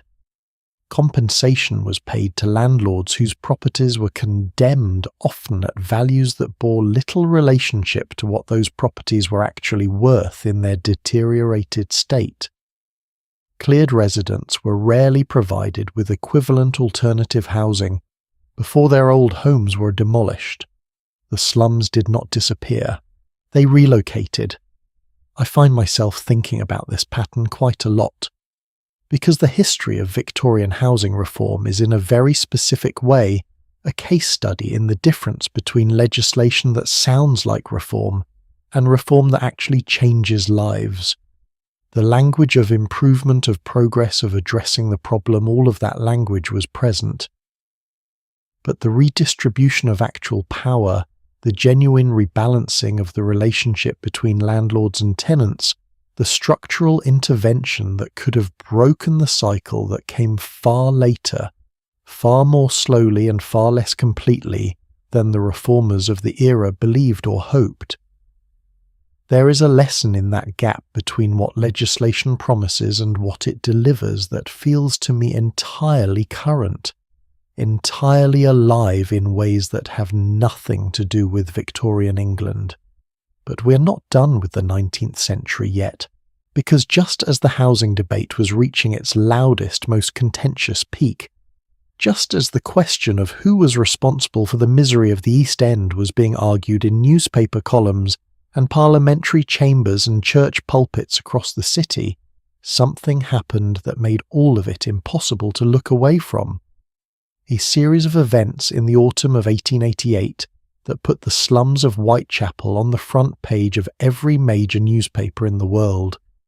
Events that were horrifying in themselves, but whose deeper effect was to illuminate like a sudden brutal flare of light the world that had existed in the East End all along. The name that attached itself to those events is one you already know. The autumn of 1888 began like most autumns in the East End of London. Cold settling in from the east, the smell of coal smoke thickening the air, the usual rhythm of exhaustion and survival playing out across the courts and alleys of Whitechapel, with the bleak consistency of a clock that never stopped. And then between the last days of August and the 9th of November, 5 women were killed. Their names were Mary Ann Nichols, Annie Chapman, Elizabeth Stride, Catherine Eddowes, and Mary Jane Kelly. The woman who'd been struggling to pay her rent on Dorset Street, the woman whose landlord had died just weeks before her. I want to say their names clearly and deliberately because history has done something troubling with these women. It has turned them collectively into something called the Ripper victims, a designation that centres the perpetrator and reduces the victims to supporting characters in his story. Their actual lives, their histories, their individual humanity, all of that has been largely swallowed by the mythology that grew up around the case in the years and decades that followed. So before we talk about what their deaths revealed, and before we talk about the extraordinary social consequences of those autumn months, I want to spend just a moment insisting that these were real people, not symbols, not props in a Victorian horror story, real women navigating an impossibly difficult world who deserved better than what history gave them both in life and in death. Now, here is the thing about the Whitechapel murders that most popular accounts miss entirely, and it is, I think, the most historically significant aspect of the whole episode. The murders themselves, terrible as they were not unprecedented. Violence against women living in poverty in the East End of London was not unusual in 1888. It was not even particularly newsworthy by the standards of the time. Women in desperate circumstances faced dangers constantly, and those dangers rarely made the front page of anything. The poverty, the vulnerability, the complete absence of institutional protection for women at the bottom of the social hierarchy, all of that had existed for decades without generating anything like a national conversation. What made 1888 different was not the violence, it was the coverage. For reasons that historians still debate the theatrical nature of some of the communications attributed to the perpetrator, the particular geography of the crimes, the identity of the victims as women from the East End lodging house world, the national press latched onto this story with a ferocity that was almost unprecedented. Newspapers that had never previously sent reporters into Whitechapel suddenly had entire teams there.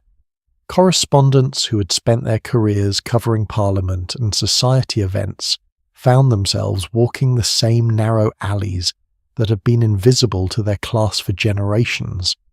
And what they found and what they wrote about and what their readers consumed with a mixture of horror and fascination was not just the story of 5 murders. It was the story of a world that most of their readers had never known existed. The coverage of the Whitechapel murders in the autumn of 1888 reads in retrospect like 2 stories running simultaneously on the same pages. The first story was the one people thought they were reading a sensational crime narrative full of dark streets and mysterious figures and the thrilling horror of an unidentified killer. This was genuinely compelling copy, and the newspapers played it for everything it was worth. But the second story, the one embedded in every detail, seeping through every description of the crime scenes and the neighbourhoods and the lives of the victims, was a social document of the first order. Reporters describing where these women had lived were simultaneously describing the doss houses of Dorset Street. Reporters explaining what these women did for money were simultaneously explaining the economic desperation that drove women in the East End toward the most dangerous work available when every other option had closed.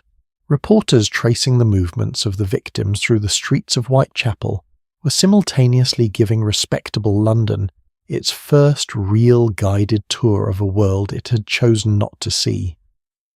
The journalist W.T. Stead, who had already made himself notorious for his investigations into child exploitation in London's slums, wrote in the aftermath of the murders that the Ripper had done in one brutal autumn what years of reformist journalism had failed to do. He had made the East End impossible to ignore. It is a troubling observation.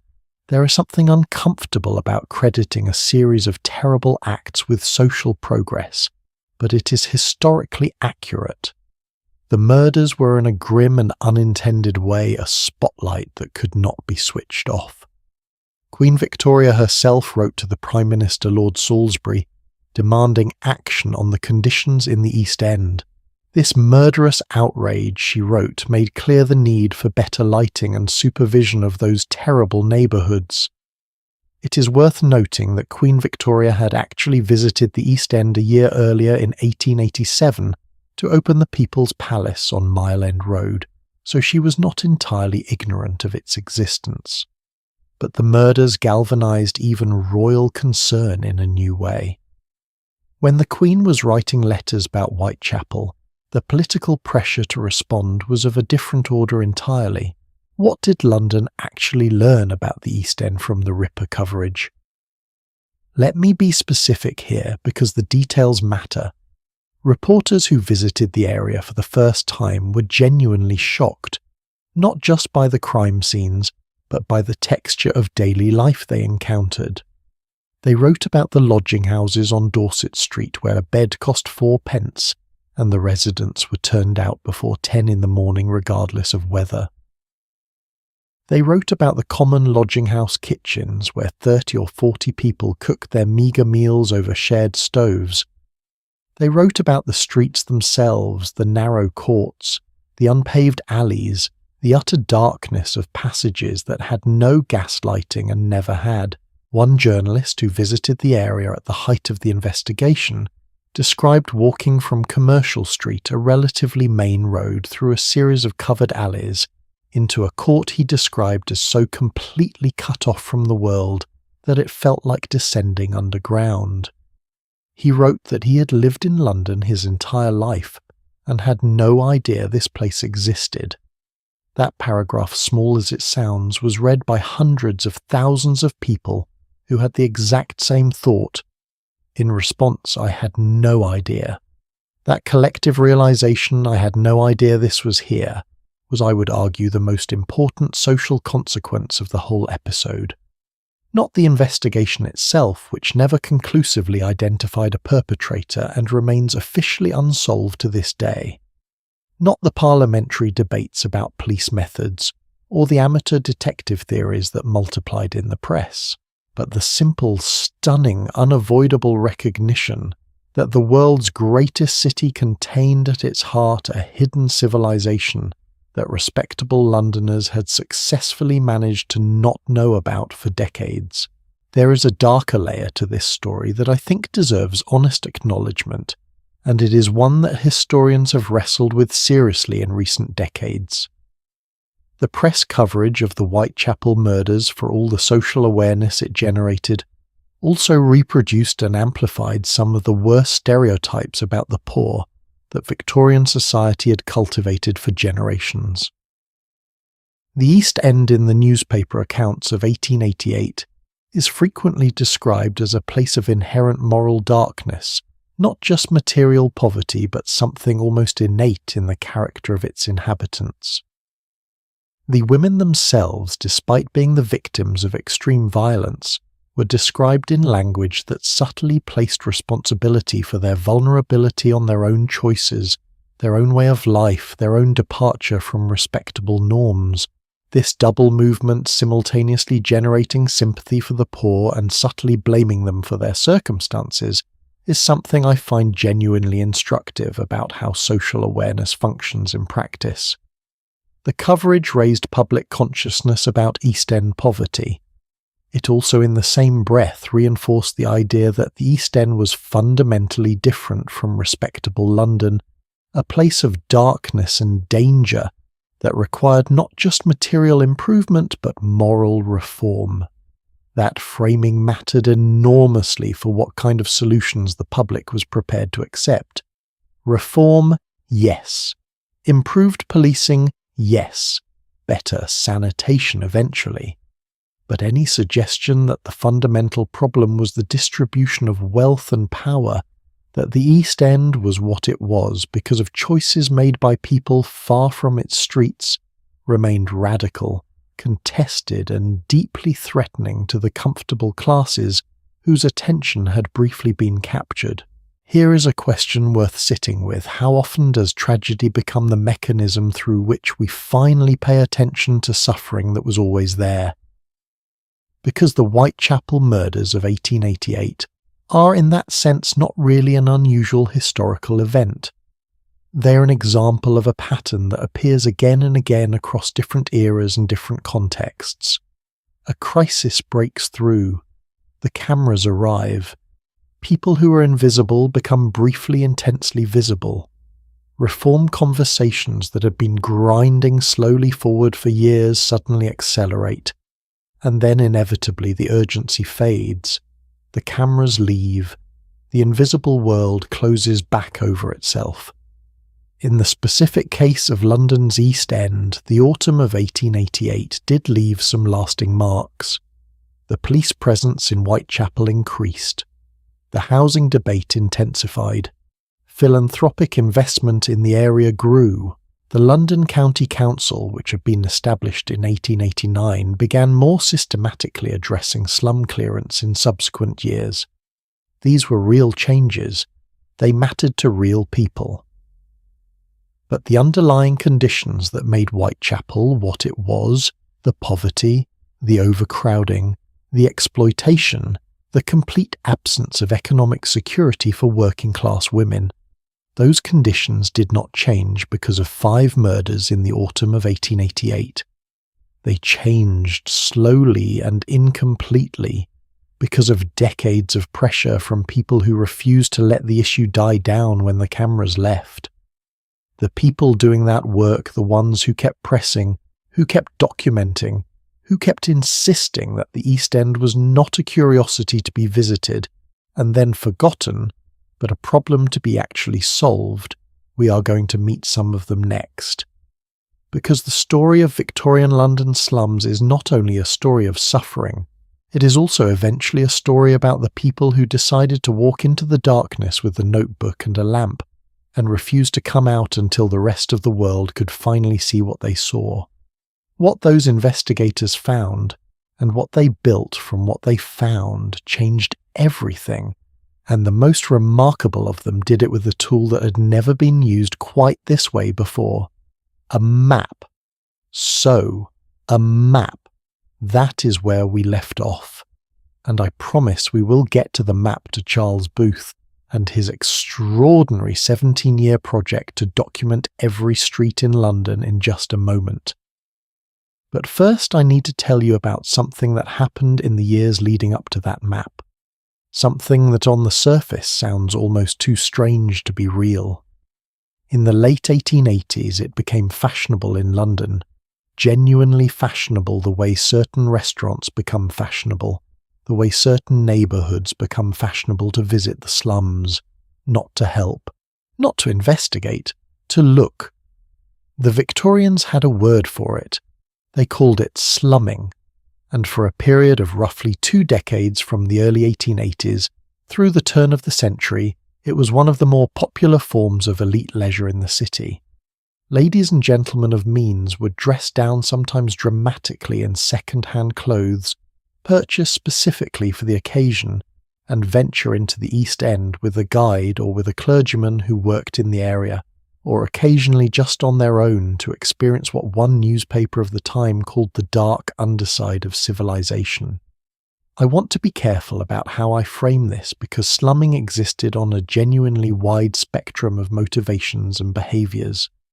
At one end were serious social reformers, people like Princess Alice of Hesse, the third daughter of Queen Victoria herself, who visited the East End not for entertainment, but out of genuine concern and philanthropic commitment. At the other end were wealthy young men who dressed as dock labourers and spent the night in lodging houses for the thrill of it, and whose interest in the poor was approximately as deep as one night's adventure could make it. Both ends of that spectrum were called slumming, and the fact that they shared a name tells you something interesting about how the whole phenomenon was understood and misunderstood at the time. Let us start with a serious version because I think it deserves more credit than it typically gets. By the 1880s, a significant number of educated young men and women from Oxford and Cambridge universities had become genuinely troubled by the social conditions they were reading about in Mayhew's journalism, in the parliamentary reports, in the growing body of literature about East End poverty. And some of them decided to do something unusual. They moved there, not temporarily. They established what were called settlements, residential communities, where university graduates could live among the poor, run educational programs, provide practical assistance, and conduct first-hand research into the causes and character of urban poverty. The first and most famous of these was Toynbee Hall, established in Whitechapel in 1884, just 4 years before the Ripper murders that would make that same neighbourhood infamous worldwide. Named after Arnold Toynbee, an Oxford economic historian who had died young but left behind a generation of students galvanised by his lectures on the condition of the poor, Toynbee Hall became the model for dozens of similar institutions across Britain and eventually around the world. The young men who came to live at Toynbee Hall, and it was predominantly young men, though women had their own parallel institutions, were not saints. They brought with them the condescensions and blind spots of their class. Some of them were there as much for the intellectual adventure as for any genuine commitment to social change. But some of them were transformed by what they encountered. One resident who passed through Toynbee Hall in the 1880s was a young man named William Beveridge. He arrived as a curious Oxford graduate and left with a burning conviction about the structural causes of poverty that would stay with him for the rest of his life. Decades later, in 1942, during the Second World War, Beveridge would write the report that became the foundation of the British welfare state, the National Health Service, National Insurance, unemployment benefits, all of it. The direct intellectual line from a young man sleeping in Whitechapel in 1884 to the creation of the modern British welfare state is not a stretch. It is documented history. I find that trajectory genuinely astonishing. The slums of Victorian London, in a roundabout and painful way, helped create the systems that were eventually designed to prevent slums from existing at all. Now, the other kind of slumming, the kind that is considerably harder to look at charitably. By the early 1890s, the Baedeker Travel Guide to London, the guidebook that directed visitors to museums, monuments, churches, and the best restaurants, had added a section on the East End. It directed tourists to philanthropic institutions in the area, yes, but it also essentially mapped excursion routes through what it called the famous slum districts of Whitechapel and Shoreditch. The East End had become in the most literal sense a tourist attraction. Upper-class visitors would hire a guide, often a local clergyman or settlement worker, who needed the income and rationalised the arrangement as educational, and be taken on walks through the courts and alleys that we have spent this whole story describing. They would peer into lodging houses. They would observe the street markets. They would look at the people living their daily lives and then return to their hotels and their clubs and their dinner parties and describe what they had seen with the language of travellers returned from an exotic destination. The New York Times ran an article about the London slumming phenomenon as early as 1884. It described how the fashion had spread, how ladies and gentlemen were induced to don common clothes and go out in the highways and byways to see people. The tone of the article is a mixture of fascination and mild horror that perfectly captures the ambivalence of the era toward its own slumming habit. What makes this practice historically interesting beyond the obvious ethical discomfort it produces is what it reveals about the psychological relationship between the Victorian middle and upper classes and the poverty that existed in their city.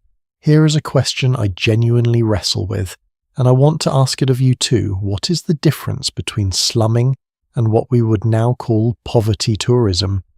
Because the phenomenon did not end with the Victorians.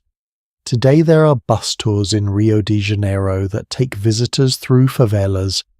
There are guided walks through townships in South Africa marketed to foreign tourists. There are photography tours of urban poverty in cities across the developing world. The language has changed. It is now framed in terms of authentic experience and understanding inequality. But the basic dynamic of the wealthy observer and the observed poor has a remarkable continuity across the century and a half that separates us from the East End of 1890. I do not think there is a simple answer to the ethics of this. Visibility has value. People who see poverty are sometimes moved by it. The slumming visitors who went on to become social reformers were real. The political pressure generated by public awareness of slum conditions was real and consequential.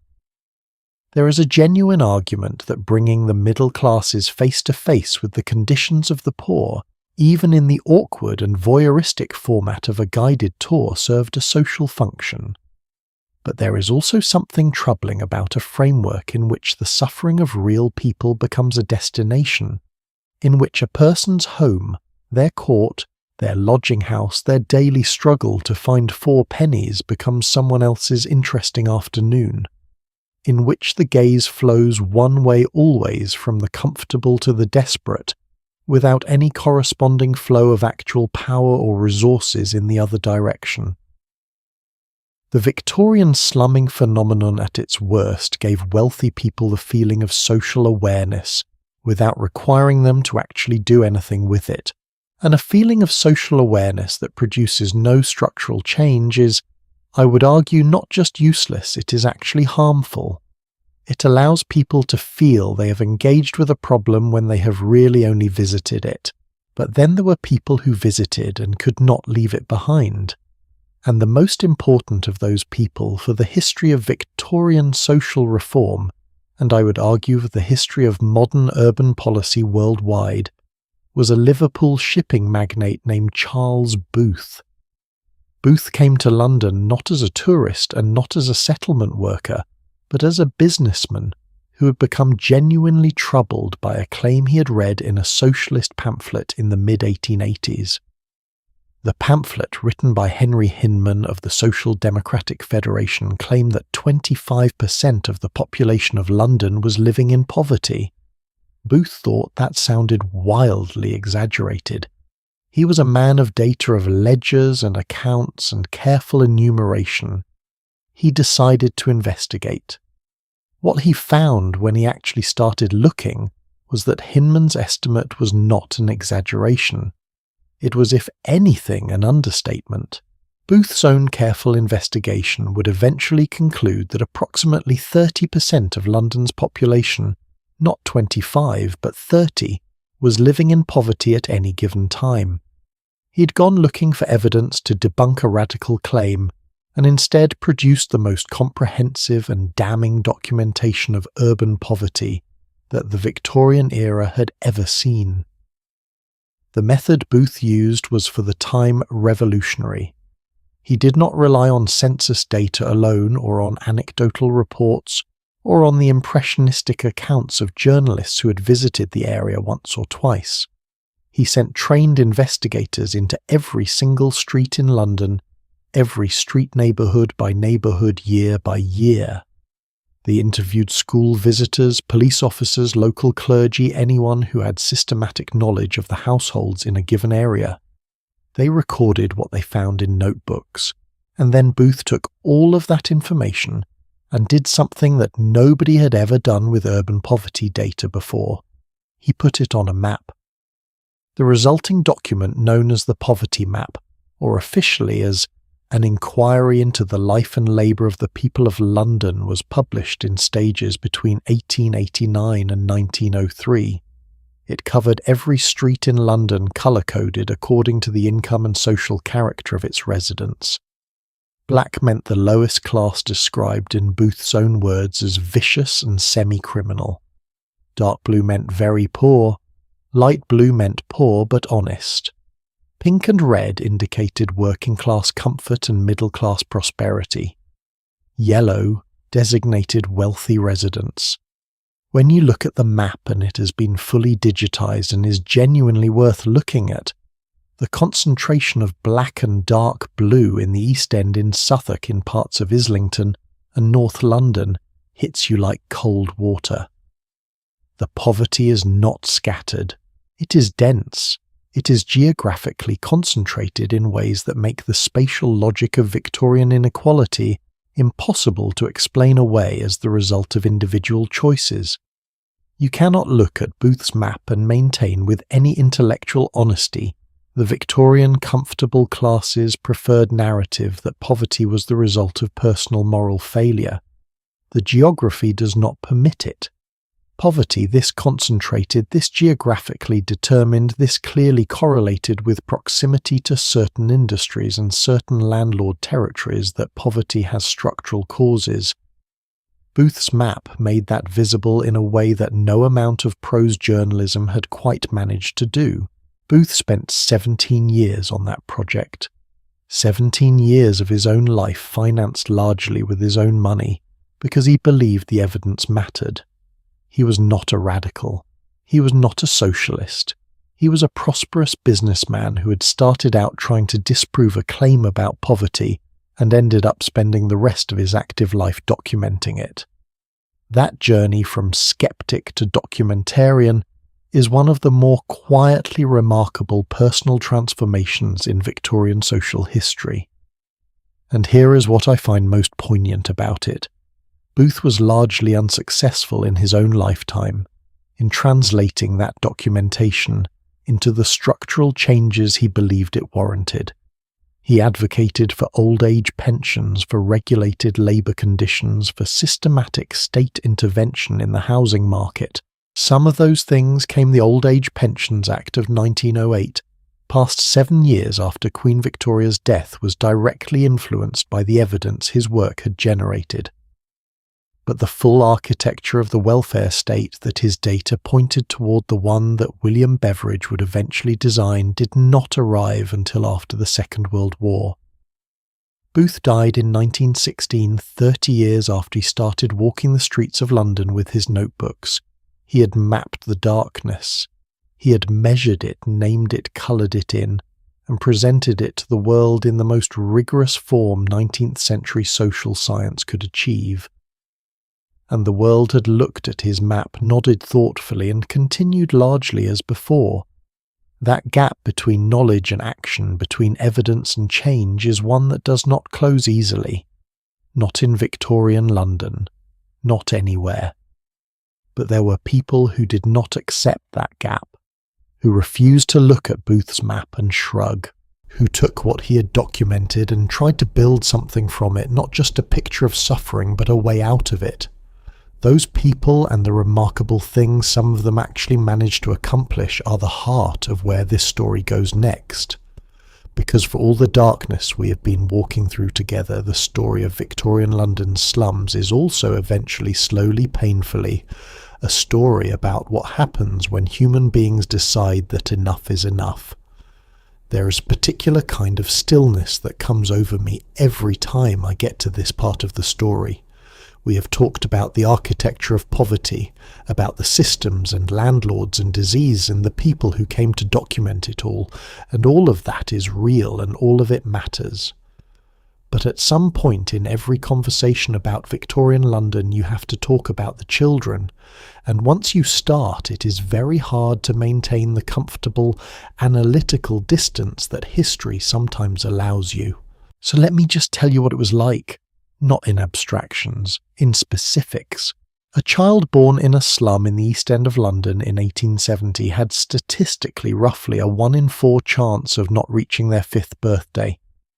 We covered that number briefly when we talked about disease, but I want to sit with it differently now, not as a public health statistic, but as a lived reality that every mother and father in those streets understood intimately.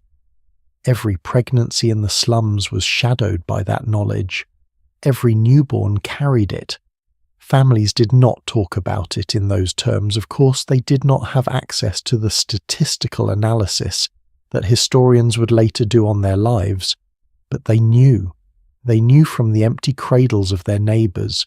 They knew from the little graves in the churchyards that accumulated with a frequency that would break anyone who looked too carefully. Infant burial clubs existed in the Victorian slums, informal saving schemes in which families paid in small weekly amounts specifically to cover the cost of burying a child. Not an emergency fund for something unlikely, a practical preparation for something that happened to 1 in 4 of them. The existence of those clubs and the matter-of-fact way they operated tells you more about the texture of life in the slums than almost anything else I know. The children who survived infancy entered a world that had already decided with remarkable efficiency what their lives would look like. School was not compulsory in England until the Education Act of 1880, and even after it became theoretically mandatory, enforcement in the slums was inconsistent and often effectively non-existent. A family that needed their children to earn could not always afford the luxury of school attendance. And in the slums of Victorian London, children contributed to the household economy from a genuinely young age, not because their parents were cruel, but because the arithmetic of survival demanded it. By the age of 7 or 8, many slum children were already working. The jobs available to them were varied and some were deceptively visible. You would have seen them everywhere in Victorian London if you had walked those streets with your eyes open. Children sold matches and newspapers on street corners. They swept crossings, standing at busy road junctions and sweeping the horse manure and mud out of the path of crossing pedestrians, in exchange for a penny tip, sometimes spending 12 or 14 hours a day in the cold waiting for that transaction. They worked as errand boys, as market helpers, as casual labour in whatever was needed. Henry Mayhew, in his investigations of London street life, interviewed dozens of working children, and recorded their testimonies with a specificity that is still remarkable to read.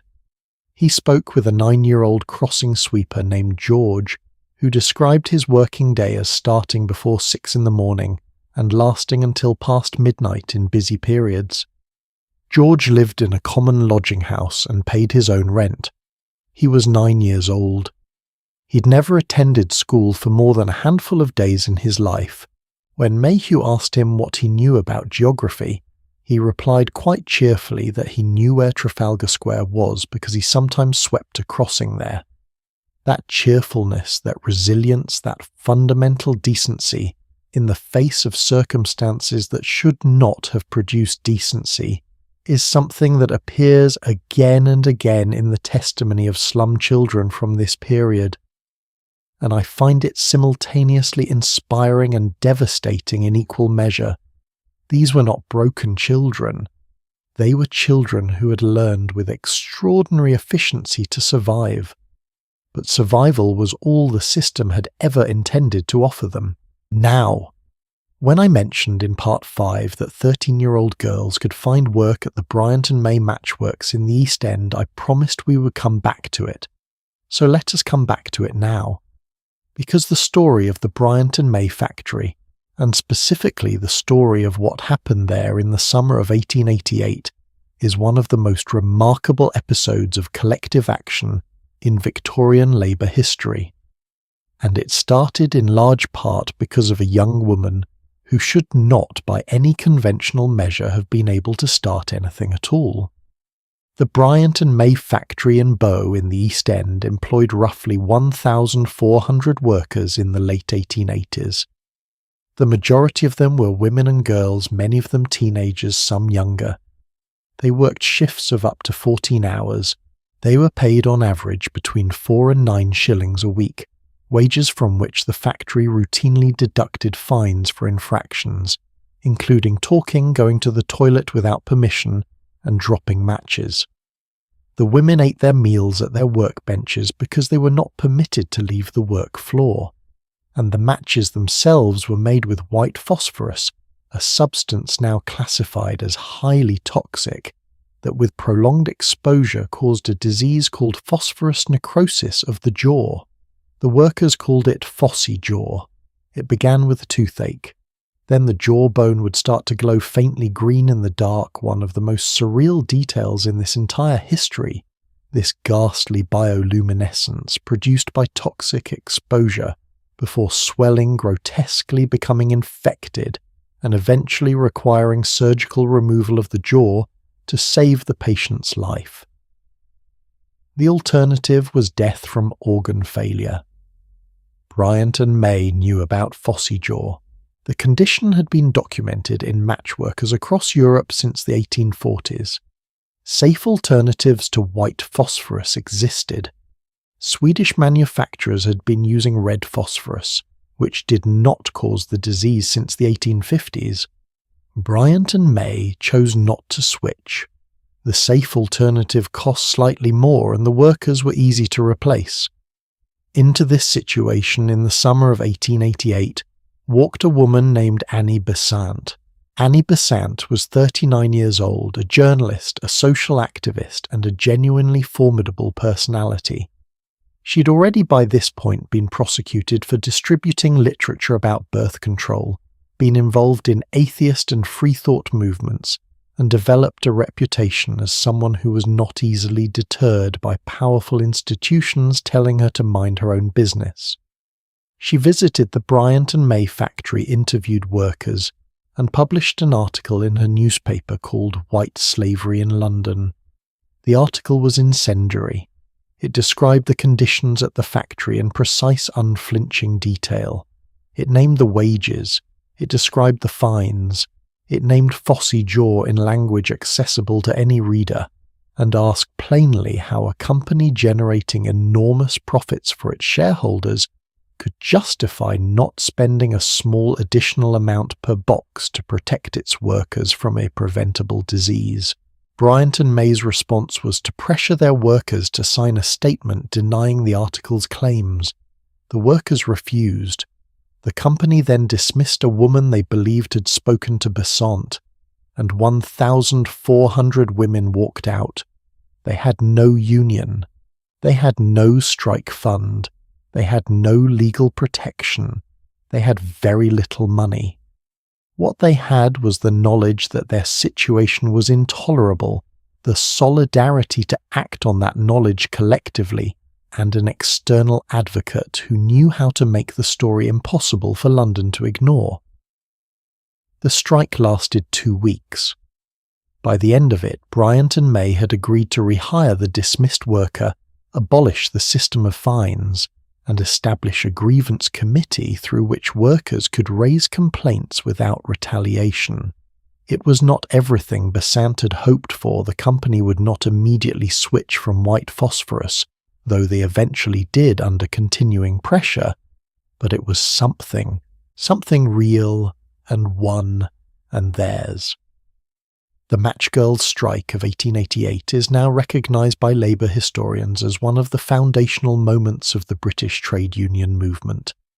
It predated and in some ways inspired the Great Dock Workers' Strike of 1889, which organised tens of thousands of casual labourers and fundamentally changed the conversation about workers' rights in Britain. It was started by young women who had no formal power, no institutional backing, no precedent, and no particular expectation that they would succeed. I think about that every time someone tells me that ordinary people cannot change large systems. But let me pull back from the factory floor for a moment and think about a slightly different dimension of childhood in the slums, because not every child's story of hardship was a story of collective triumph. Most of them were quieter, smaller, less visible. There is a particular figure in Victorian London's social landscape that has always stayed with me: the street child. The child who, for whatever reason, the death of a parent, the collapse of a family into destitution, the simply overwhelming arithmetic of too many mouths, and not enough, ended up navigating the city alone. Charles Booth's investigators encountered them regularly in their street surveys. They slept in doorways and under railway arches. They gathered in groups around heating grates in winter. They developed their own hierarchies and economies and codes of survival.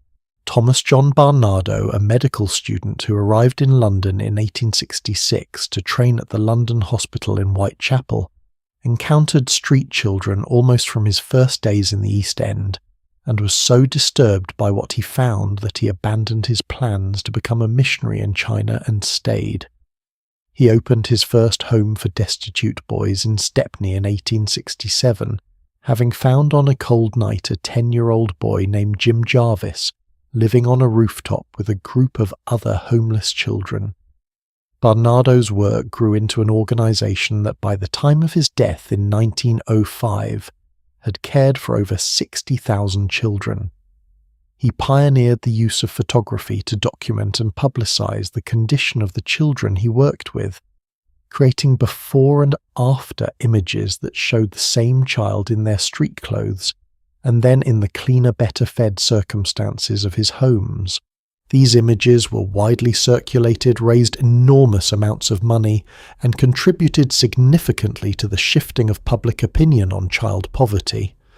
They were also, I should note, staged and sometimes embellished for maximum emotional impact, a reminder that even the most genuinely compassionate reformers of the Victorian era operated within the media logic of their time, and that the line between documentation and manipulation was not always clearly drawn. The Education Act of 1880 made school attendance compulsory for children between 5 and 10 years old. The School Meals Act of 1906 allowed local authorities to provide free school meals for children from impoverished families. These were real reforms fought for over years, and they changed real lives. But here is what I find most worth saying about the children of Victorian London slums. As we reach the end of this part of the story, the most powerful argument for any of those reforms was never a statistic. It was always a face, always a specific child with a name and a story, whose circumstances made the abstract question of poverty suddenly concrete and impossible to dismiss. George, the 9-year-old crossing sweeper who knew where Trafalgar Square was. Jim Jarvis asleep on a rooftop in Stepney. The girls at Bryant and May who went to work every morning knowing what the white phosphorus was doing to the workers who had been there longer than they had, and went anyway because they had no choice until the day they found a way to have one. These were the people at the centre of the story we've been telling. Not the landlords, not the reformers, not even the investigators with their notebooks and their maps. The children who grew up in the slums of Victorian London, who survived or did not, who worked from the time they could walk, who carried more weight than any child should carry, they were the ones whose daily reality gave the whole argument its moral force. And the question of what, if anything, can be learned from that, what obligation their story places on those of us who inherited the world that eventually painfully changed because of it, that is exactly where we are going next. Something shifted in the last decade of the 19th century, not dramatically, not all at once. More like the way dawn works, not a sudden blaze, but a slow, reluctant lightening of the sky that you barely notice until you realize you can see things you could not see an hour ago. The slums did not disappear. The poverty did not disappear. The overcrowding and the disease and the exploitation and the indifference of those with power, none of that vanished. But the architecture of public opinion around it began finally to crack. And in that cracking, some people found gaps they had never had before, gaps wide enough to move through. This is the part of the story I have been building toward for the last 10 sections, and I want to be honest with you about something. Before we begin, it is a complicated part, because the history of how people escaped Victorian poverty and the history of why so many others did not is not a clean, uplifting narrative. It is full of contingency and luck and sacrifice, and also occasionally genuine courage of the kind that changes the world around it. Let us start with the escapes that were in a sense collective, because the most powerful exits from the slums were rarely individual achievements. Cast your mind back to 1889. The summer after the Ripper murders, after the Match Girls strike that we covered in part 10.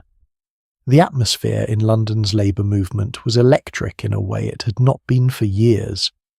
The Match Girls had demonstrated something that many organisers had doubted, that even the most precarious, most casually employed, most structurally vulnerable workers could organise successfully if the conditions were right. The dock workers were watching. The docks of London's East End were one of the great engines of the city's wealth, and one of its most brutal labour markets. Every morning, hundreds of men gathered at the dock gates hoping to be selected for a day's work. The selection was casual in the most literal sense. Foremen would walk through the crowd and tap men on the shoulder, and those men would work that day. Everyone else went home. There was no guaranteed wage, no guaranteed hours, no security of any kind. A man could work every day for a month and then find himself unselected for 2 weeks without any recourse at all. The minimum wage for dock labour at the time was 5 pence per hour. The workers called their demand simply the docker's tanner, tanner being slang for sixpence. They wanted 6 pence per hour, 1 additional penny. They wanted guaranteed minimum shifts of 4 hours rather than the casual pickup system. They wanted the end of what they called piecework, the practice of paying by how much was moved rather than by time, which had created a system of frantic, dangerous overwork. On the 14th of August 1889, a docker named Ben Tillett called a meeting. Within days, more than 30,000 workers had walked out. The strike spread to encompass not just the docks, but related trades, lightermen, stevedores, carters, warehousemen. The East End effectively shut down as a functioning port. The strike lasted 5 weeks. It attracted enormous public sympathy, partly because of effective press management by the strike organisers, who ran daily marches through the City of London specifically designed to project orderliness and respectability. 60,000 marchers in disciplined formation walking past the banks and offices of the financial district. The symbolism was deliberate and powerful. Here are the workers who move your goods and load your ships. Look at them. We are not animals. We are the reason this city functions. The Cardinal Archbishop of Westminster, Cardinal Henry Edward Manning, personally mediated between the dock companies and the strikers a remarkable intervention that reflected both the Church's nervousness about labour radicalism, taking a more revolutionary turn, and genuine concern about the conditions of East End workers. The dock companies eventually settled.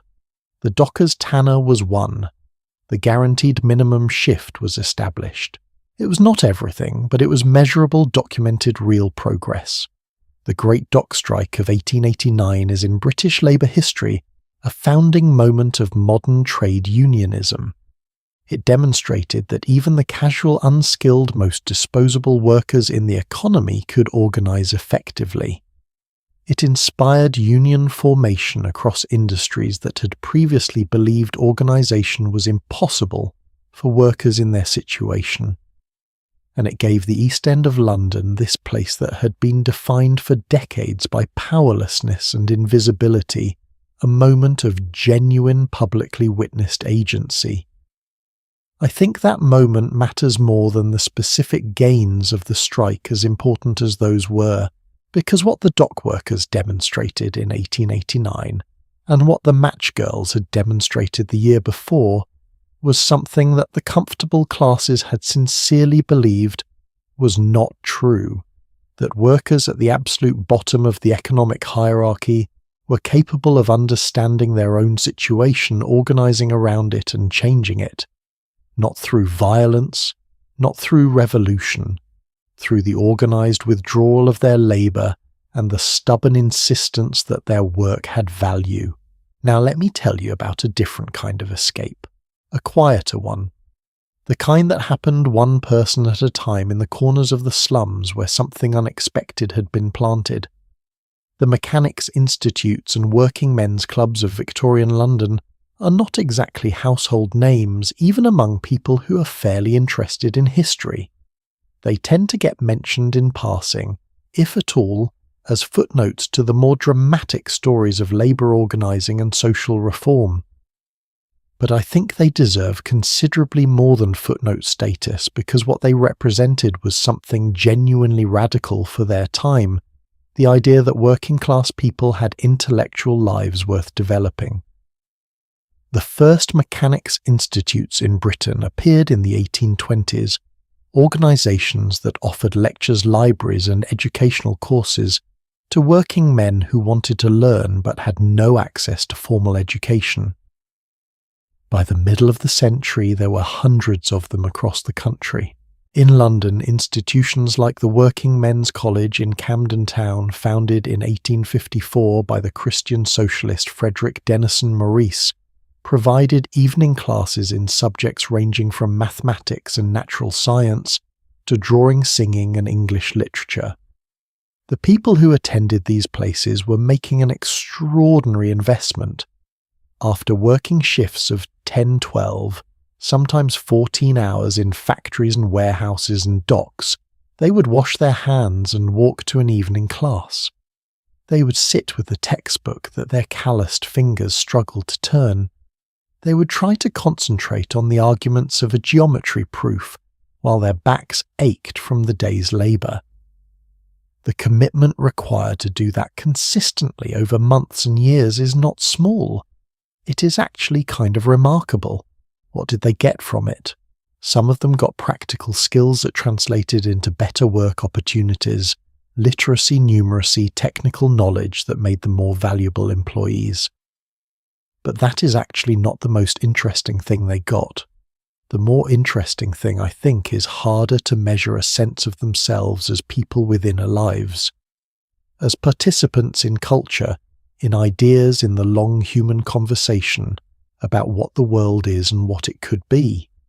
The slums were designed in a profound structural sense to deny that. The Mechanics' Institutes were a small but real refusal of that denial. There is a specific escape story from this period that I want to tell you because it illustrates something about the complexity of getting out that the more triumphant versions of this history sometimes gloss over. Will Crooks was born in 1852 in Poplar in the East End of London. His father was a ship's stoker who lost his arm in an industrial accident when Will was 7 years old, an injury that would today result in compensation and disability support, but in Victorian London meant simply that the family's income disappeared. His mother managed to keep the household together for a time by taking in washing, but eventually the poverty became total, and the family was forced to enter the Poplar workhouse. Will Crooks spent several months of his childhood in that workhouse. He was separated from his mother as workhouse regulations required. He slept in a dormitory with other boys. He did the mandatory work Oakham picking the rope unravelling that tore at your fingers. And then somehow the family pulled itself out again. Will educated himself. He became a cooper, a barrel maker, and then an active labour organiser. He was elected to the Poplar Board of Guardians, which administered poor relief in the district, and became one of the most relentless critics of how workhouses were run from the inside of the system. He was elected to the London County Council. In 1903, he became one of the first Labour members of Parliament elected outside of a by-election representing Woolwich. Will Crooks stood up in the House of Commons and described sleeping in a workhouse dormitory as a child.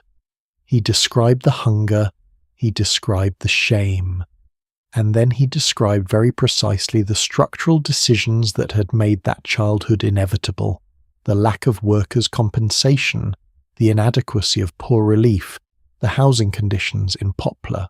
He was not describing his personal misfortune. He was doing something that required considerably more skill and considerably more courage. He was making the personal structural, turning a story about one family into an argument about a system that needed to change.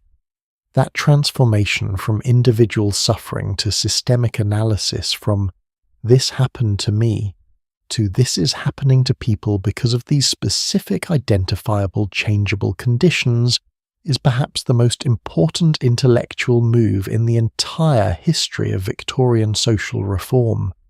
And it was made over and over again by people who had lived inside the problem rather than studied it from outside. But I want to be honest about something that these stories of escape can obscure if we're not careful. For every Will Crooks, there were hundreds of people who possessed equivalent intelligence, equivalent determination, equivalent fundamental dignity, and who never made it out. Not because they lacked the capacity, but because the specific combination of circumstances, timing, luck, and support that individual escapes required was simply not available to them. A child who loses a parent to tuberculosis at age 6 has a different trajectory than a child who does not, even if everything else is identical. A woman who encounters Annie Besant's journalism and works in a factory where organising is possible has a different trajectory than a woman in an identical situation in a factory where the workforce is more isolated. A man who happens to encounter a settlement worker who connects him to a mechanics institute has a different trajectory than an identical man in the same street who never makes that connection. Individual escapes from the slums were real. They mattered. They deserved to be told. But they were not evidence that the system was working any more than a person who survives a plane crash is evidence that the plane was safely designed. What determined whether someone got out was not primarily personal virtue or effort. It was luck, circumstance, and the availability of external resources. And the tragedy of Victorian London is precisely that those external resources, education, healthcare, housing, security, Legal protection, economic opportunity were available to such a tiny fraction of the people who needed them. The great lesson of the slums is not that individuals who worked hard enough could escape. It is that a society which depends on individual heroism to solve structural problems has already failed the vast majority of the people those problems affect. As the century turned, as 1899 became 1900, and Queen Victoria's long reign moved toward its end, the East End of London was still unmistakably poor. The rookeries had been partially cleared, some new model housing had been built, the dock workers had won their tanner, the match girls had made their stand. Charles Booth had mapped the darkness and put numbers to what everyone had preferred not to know. But children were still going hungry. Women were still working 14-hour days for wages that could not cover the basic costs of survival. Families were still packed into rooms that no modern building code would permit. The machinery of poverty had been documented, argued about, partially reformed, and was still running. It would take 2 world wars, a global depression, and the most significant restructuring of the relationship between citizens and the state that Western democracy had ever attempted before the conditions that produced Victorian London's slums were addressed at anything approaching the root level.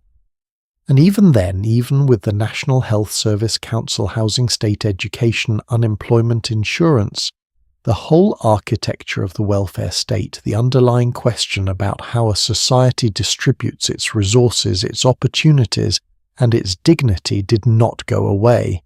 It just changed address. And that question, urgent, unresolved, and uncomfortably familiar, is exactly where we need to end up. Because everything we have walked through together, all of these streets and all of these lives and all of this darkness and resilience and failure and occasional grace has been building toward a final conversation about what Victorian London actually teaches us. Not about the past, but about right now. About the cities we live in, the systems we inhabit, and the comfortable distance we maintain between ourselves and the people on the other side of it. That conversation is the last one we have left, and I think it is the most important one of all. We have been walking these streets together for a long time now. We started on a cold November morning in 1888, in a room that smelled like a graveyard with 12 strangers and a plank of wood for a bed. We walked through the rookeries and the doss houses. We followed the cholera through the water supply and watched John Snow take the handle off a pump. We sat with the children who swept crossings before dawn. We stood outside the dock gates with 30,000 men who wanted 1 more penny per hour, and we walked carefully through all the reasons why so many people never found their way out. Now we are here, at the end of the story, and this is the part where I am supposed to tie it all together into something useful, something that justifies the time you spent with me and does justice to the people whose lives we've been moving through. So let me try to do that honestly. The first thing Victorian London teaches us, and it is the most uncomfortable one, so let us get it out of the way, is that prosperity and poverty have always been capable of coexisting in the same city, on the same street, practically in the same building, without the prosperous people being fully aware of what is happening next door. This was not a Victorian peculiarity. It was not some failure of imagination unique to people who wore top hats and corsets. It is a feature of human social organisation that predates the 19th century by millennia and has not disappeared in the time since. We are extraordinarily good as a species at constructing the perceptual filters that allow us to move through environments of sharp inequality without genuinely registering what we are seeing, at looking at the evidence of suffering and finding entirely rational-sounding explanations for why it is not our concern, or not as bad as it appears, or the result of choices made freely by the people experiencing it. The Victorians called this the character of the poor. They had a whole vocabulary for it. We have our own vocabulary. It is different in its specifics, updated for the times, but it performs the same function. It takes structural outcomes and recodes them as personal failings. It makes the product of a system look like the result of individual choices. One of the things that strikes me hardest when I read Victorian social history, and I have spent a long time with this material, is how thoroughly the comfortable classes of that era had convinced themselves that the slums were what they were because of the people in them rather than the conditions around them. Smart people, educated people, people who would have considered themselves humane and thoughtful, and they were in many respects genuinely wrong in ways they could not see. The ideology had gotten inside the epistemology. They could not observe clearly because the lens they were looking through was distorted, and they did not know the lens existed. I do not think we are immune to that. I think we would be dangerously naive to believe we are. The second thing Victorian London teaches us is about the relationship between visibility and change. Change in this history did not come from the natural operation of the market. It did not come from the internal moral evolution of the propertied classes. It came from visibility from people and circumstances that made the invisible visible. John Snow's map, Charles Booth's poverty survey, Henry Mayhew's journalism, the match girls' strike marching through the city, Annie Besant's article, the dock workers' 60,000 people walking in formation past the banks. Even in its grotesque and unintended way, the autumn of 1888, and the newspapers that finally sent reporters into Whitechapel. Every single one of those moments of change was preceded by a moment of seeing, of someone or something forcing the issue into the field of vision of people who had successfully avoided it. And what I find striking about that pattern is how much work it required, how much active effort sustained over years and decades by people who are often working against institutional resistance and public indifference, and the very human tendency to prefer comfortable fictions to uncomfortable facts. The visibility of Victorian poverty was not accidental. It was achieved.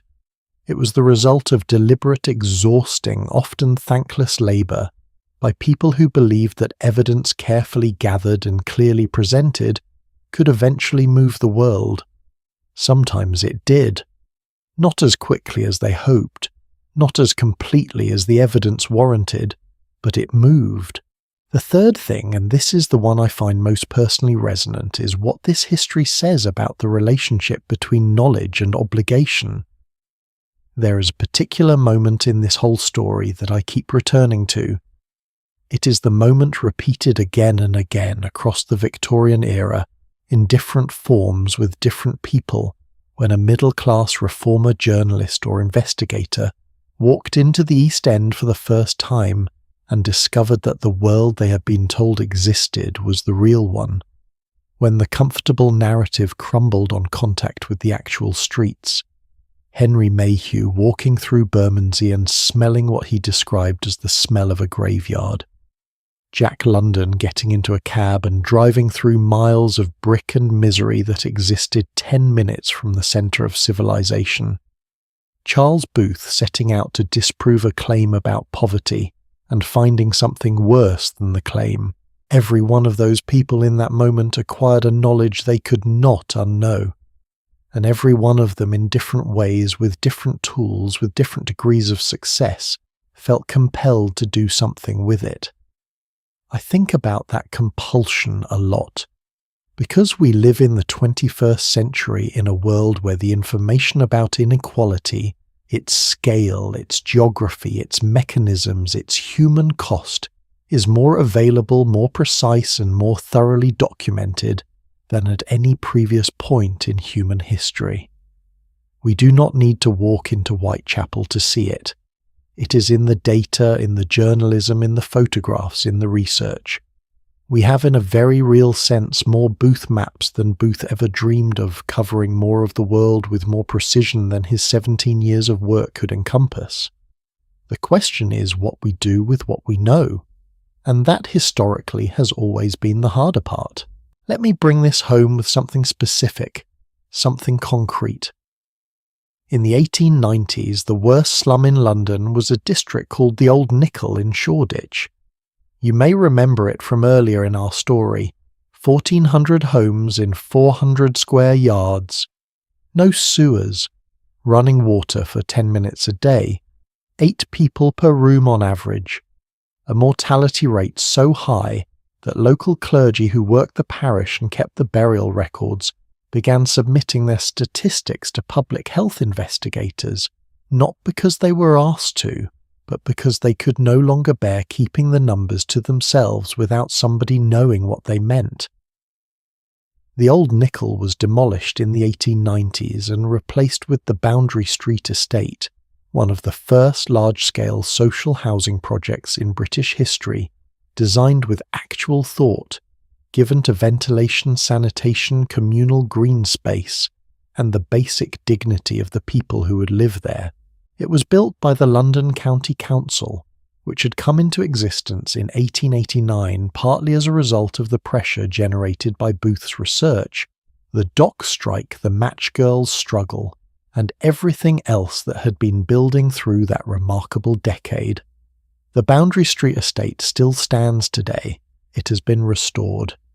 It is now, in a somewhat ironic turn of events, considered architecturally significant and moderately desirable. People who live in it have no idea they are inhabiting what was once the most lethal slum in one of the most lethal cities in the world. That transformation from the Old Nickel to the Boundary Street estate took 50 years of argument evidence, organising politics, and the slow grinding of institutional resistance. 50 years from the moment Henry Mayhew first described the conditions there to the moment the last resident moved into a flat with running water and a window that opened onto something other than a court full of night soil. 50 years. I do not know whether that is a story of human progress being painfully slow or of human beings being stubbornly capable of eventually doing the right thing. I suspect it is both simultaneously, which is perhaps the most honestly Victorian conclusion I can offer you. Here is what I want to leave you with as we close the door on this story. The people of Victorian London slums did not for the most part get to know how the story ended. They lived their lives inside the problem without the comfort of a historian's long view. They did not know that the dock worker's tanner would eventually become the minimum wage. They did not know that the children begging on the street corners would one day grow up in a country with a national health service. They did not know that the world they were living in was not the permanent, immovable condition it appeared to be, but a historical moment that could be changed was being changed brick by brick, and argument by argument and strike by strike even as they lived inside it. They kept going anyway. Not because they could see the end of the story, but because going was what there was to do. The crossing sweeper swept his crossing before 6 a.m, not because he had reason to believe the world would become more just. The match girl went to work knowing what white phosphorus was doing to the women who had been there longer. The dock worker went to the gate every morning knowing he might not be selected, and went back the morning after that and the morning after that. And some of them eventually, in enough numbers to matter, stopped just going and started pushing. That, I think, is the real lesson of Victorian London's slums. Not that the world is dark, though it was. Not that suffering is inevitable, though it was for a long time. But that the people inside the darkness were not passive. They were not resigned. They were not, as the Victorian newspapers preferred to believe, the natural residue of an otherwise healthy society. They were human beings in full doing what human beings do. When pushed far enough, they pushed back. And the world moved. Not enough, not fast enough, not for everyone who deserved it, but it moved. I have spent a long time in these streets with you. Longer probably than is entirely comfortable, which is perhaps appropriate, given what the streets were like for the people who actually lived in them. If you have made it this far, I want to genuinely thank you. Not the polite automatic kind of thank you that appears at the end of every video, the real kind. Because this is not an easy history to sit with. It asks something of you. It is designed to unsettle, not just to inform. And the fact that you stayed through the doss houses and the open sewers and the phossy jaw and the children on the rooftops tells me something about you that I find genuinely moving. History, I believe, is not just something that happened. It is something that keeps happening in different forms in different cities, with different vocabulary around the same underlying questions. Who counts? Who is visible? Whose suffering gets named and addressed, and whose gets explained away? Those questions did not die with the Victorian era. They are alive and active right now in the city you live in the systems you move through every day. The people of Victorian London could not always see the way out, but they left us the maps. What we do with those maps, that part is ours. If this journey through the darkest streets of history meant something to you tonight, I would love to know what stayed with you. Leave a comment, share it with someone you think would care. And if you are ready to keep exploring the hidden histories that shape the world we live in, the stories that do not always get told the way they deserve to be told, then stay close. Because the next story is already waiting, and I promise you, it is one you are not going to want to miss.